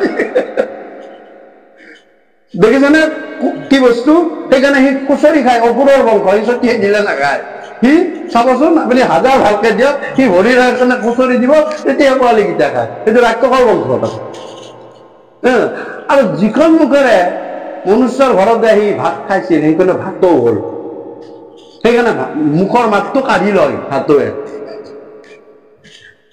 ভাত খোৱা মুখখনেৰে মনুষ্যৰ পৰা ভাতোৱে কি কৰে মুখৰ মাতটো কাঢ়ি লয় দেখিছানে মানুহৰ তাৰ নিজৰ মাত নাই এই তিনিটা পক্ষী হ'ল কিহৰ কাৰণে এই যে তিনিটা গুণ সেইকাৰণে মুখ যিখন মুখেৰে অমৃত ওলাব সেইখনে অমৃত বাণীয়ে কোৱা কেতিয়াও অশ্লীল বাণী গ্ৰহণ নকৰিবা কাৰণ তোমাৰ মুখখন চুৱা হৈ যাব তাৰমানে বহুতে আমাৰ কয় এই মুখ চুৱা নকৰিবি কথাতে মুখ চুৱা হয় কথাতে বতা যায় কথাতে কথা পায় তেনে সাৱধান ভকত হোৱাটো বহুত নিজকে অধিক সংযম কৰিব পাৰিব অধিক তেতিয়া ভগৱন্তই তোমাৰ কথা মানে ইয়াতে কৈছে হৰাম শালুক সমীপ মোৰ হাৰু পৰ সাজুজ সহিতে মুখ্য পাঞ্চ ৰুচিকৰ বৈষ্ণৱ মোৰ সেৱা বিনে আকৌ কদাপি বৈষ্ণৱে মই যাচি দিওঁ যদি তথাপি নলৱে মাতৃ ধৰ্ম অৰ্থ কাম মুখ্য এই সাংসাৰিক লোকৰ কাৰণে বহুত দৰকাৰী কিন্তু শেষৰ মুখ্যটো মই যদি মোৰ ভকতক যাচিও দিওঁ যে মোৰ 5 বিধ ভক্তি আছে মুক্তি আছে সেই মুক্তিৰ ভিতৰত এই 5 বিধ মুক্তিৰ ভিতৰত কোনটো লাগে লোৱা মোৰ ভকতে কি কয় জানে মুক্তিটো নিষ্পৃহ মোক মুক্তি নালাগে কি তেওঁ কি তেতিয়াহ'লে কি ক'লো এই প্ৰেম ৰসময় মাগো ভকতি মোক ৰসময় মাগো ভকতি সেইকাৰণে মাধৱদেৱ মহাপুৰুষে প্ৰথমতে লিখে যে মোৰ ভকতে ৰসময় ভকতিহে মাগে মুক্তি নেমাগে মুক্তিত নিষ্পৃহ তেওঁ সেইজন মোৰ ভকত তেওঁৰ লগত মোৰ এৰা এৰি নাই মই বিনে ভকতে নিশ্চিন্তে কিছু জ্ঞান ভকতক পৰে মই নজানো আন ভকতকে মোৰ হৃদি জানিবা নিশ্চয় ভকত জনৰ জানা আমি কেহি দিয়ে মোক আৰু কি বুলি ক'লে হৰাম এই হার যদি বোলা তেবে তারা ভজে কি কারণ এরাম ইহার উত্তর তেবে শুনায় কমন ভকতিকে মাতা তখন বড় মহাফল তান্ত বিনে আন হবে দেখে অকুশল মুক্তি পুনু ভকতির প্রাসঙ্গিক মাত্র ভকতি করন্তে হয় মুকুটির পাত্র হে মাতৃ তুমি সুধিব পাৰা যদি ভকতক ধৰ্ম অৰ্থ কাম মুখ্যও নালাগে বুলি ক'লে কিয় হজে হে তোমাক ভকতে এনেকৈ মোক সুধিব পাৰা তোমাৰ অন্তৰৰ কথা মই গম পাই আছো তুমি মোক সুধিবা আৰু নালাগে দিয়া মইহে কৈ দিছো উত্তৰটো অন্তৰ্যামী ভগৱন্ত মাকে কি সুধিব তেওঁ আগতে গম পায় তুমি এনেকৈ সুধিব বিচাৰিছা আচলতে মোৰ ভকতে এই কাৰণেই ভকতি কৰে যাতে মোৰ ভক্তি থাকে শৰীৰটো কি হৈছে বাদ দিয়া মোৰ ভক্তি তোমাৰ চৰণত থাকক হে প্ৰভু এই দেহ মোৰ কোনো কথা নাই তুমি যদি মোক পিছৰ জন্মত ইন্দ্ৰদুম্নৰ নিচিনা হাতীও কৰি দিয়া মই জানো মোৰ ভক্তিৰ ক্ষয় নাই মোৰ ভক্তি মই য'ত শেষ কৰিছো তাৰ পৰা আৰম্ভ হ'ব সেইকাৰণে ইন্দ্ৰদুম্ন হাতী হৈও তেওঁ জ্ঞান আহি গৈছিল যে শৰণ লোৱা নাছিলো মই শৰণ লোৱা নাছিলো প্ৰভু এইখিনিয়ে মোৰ কাম থাকিল চ্যুতি কৰিছিল কিয় পূৰ্ব জন্মৰ যে এই দেহটো মই কৈছে ইন্দ্ৰদুম্নই কৈছে খুব ধুনীয়াকে কৈছে যে মই এইটো দেহ লৈছো এইটো দেহত প্ৰভু পশু জ্ঞানশূন্য পশু মই একো কৰিব নোৱাৰো কিন্তু পূৰ্বৰ ভক্তিৰ এইটোৱে প্লাছ পইণ্ট তুমি এইটো জন্মত মনুষ্য হৈ যিমানত শেষ কৰিছা পিছৰ জন্মটোত তুমি কি হৈছা বাদ দিয়া তোমাৰ তাৰ পৰা আৰম্ভ হ'ব কিন্তু জ্ঞান বিচাৰ বুদ্ধি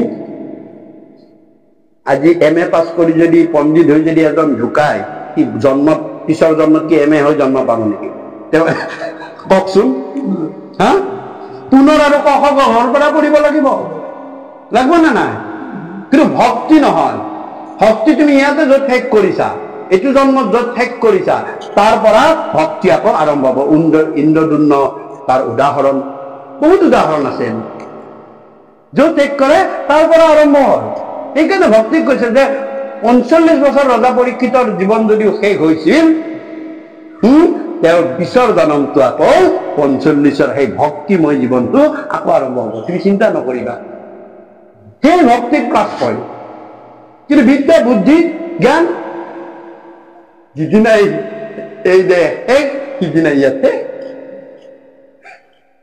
নহ'লে তুমি ডাঙৰ ডাঙৰ পণ্ডিত আকৌ জন্মতে গোটেই পণ্ডিত হ'ব পালেহেঁতেন দেখিছে সেইকাৰণে ভক্তি কিন্তু সেইটো নহয় ভক্তিয়ে উত্তৰণ দিব তুমি এইটো জন্মত এইখিনি তোমাৰ ভক্তি শেষ হ'ল পিছৰ জন্মত তুমি ইয়াৰ পৰা প্লাছ পইণ্ট তাৰমানে এইখিনি তোমাৰ আছেই লগত তোমাৰ সেইকাৰণে জন্মটো উত্তমৰ পৰা উত্তমোত্তম উত্তমৰ পৰা সৰ্বোত্তম সৰ্বোত্তমৰ পৰা নৰোত্তম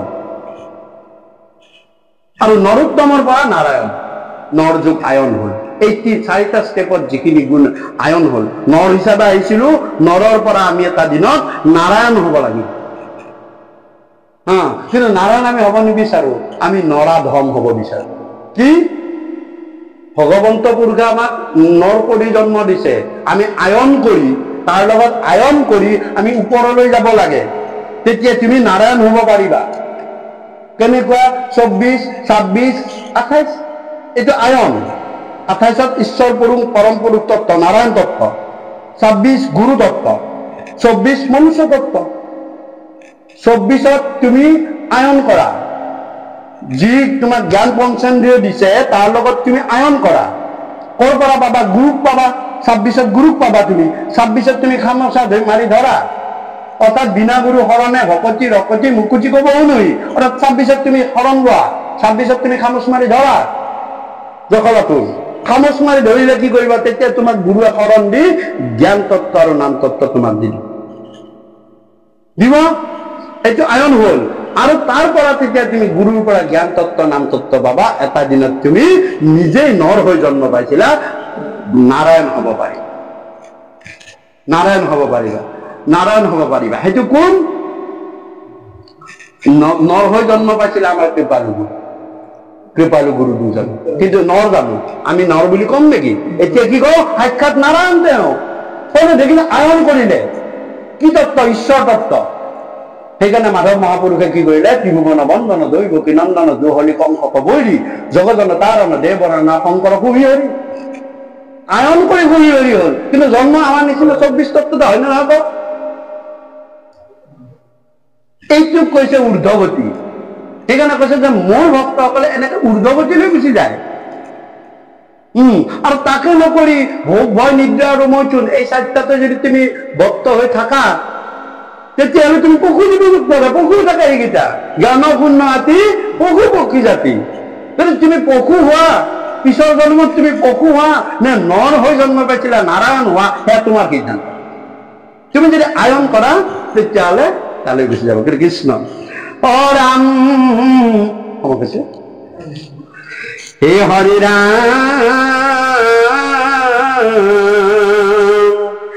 ৰাম ভকতিৰ আগে মাও মুখ্য কোন হয়, ভকতিয়ে মোক কাটি অধীন কৰই।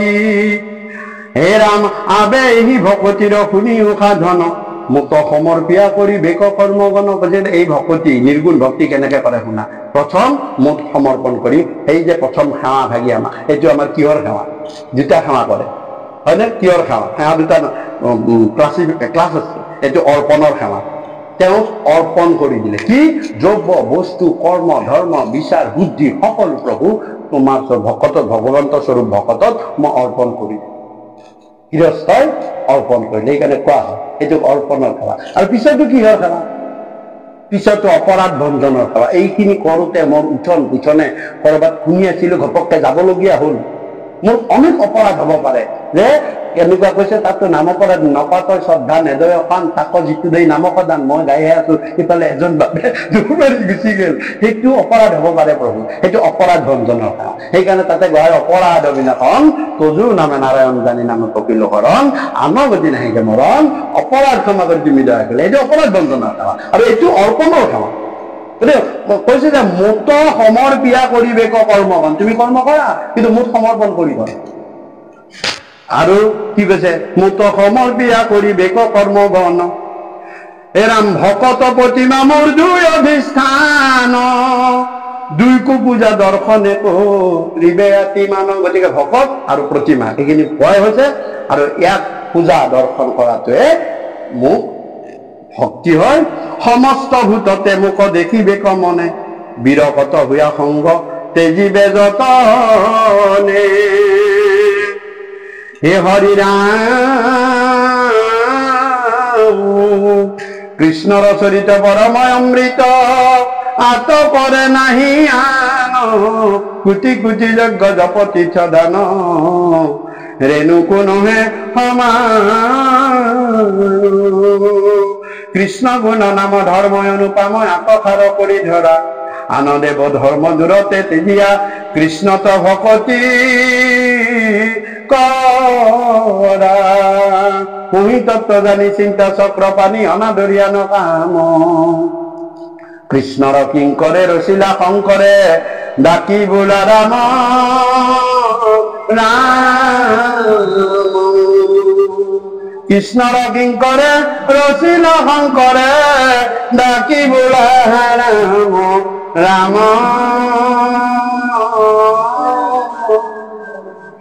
শ্রীমন্ত শঙ্কর হরি ভক্ত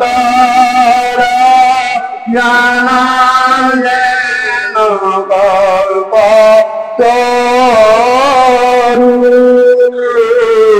শান্ত বিনাই নাহি নাহি নাহি আমার পরম পরাম তান্ত বিনাই নাহি নাহি নাহি আমার পরম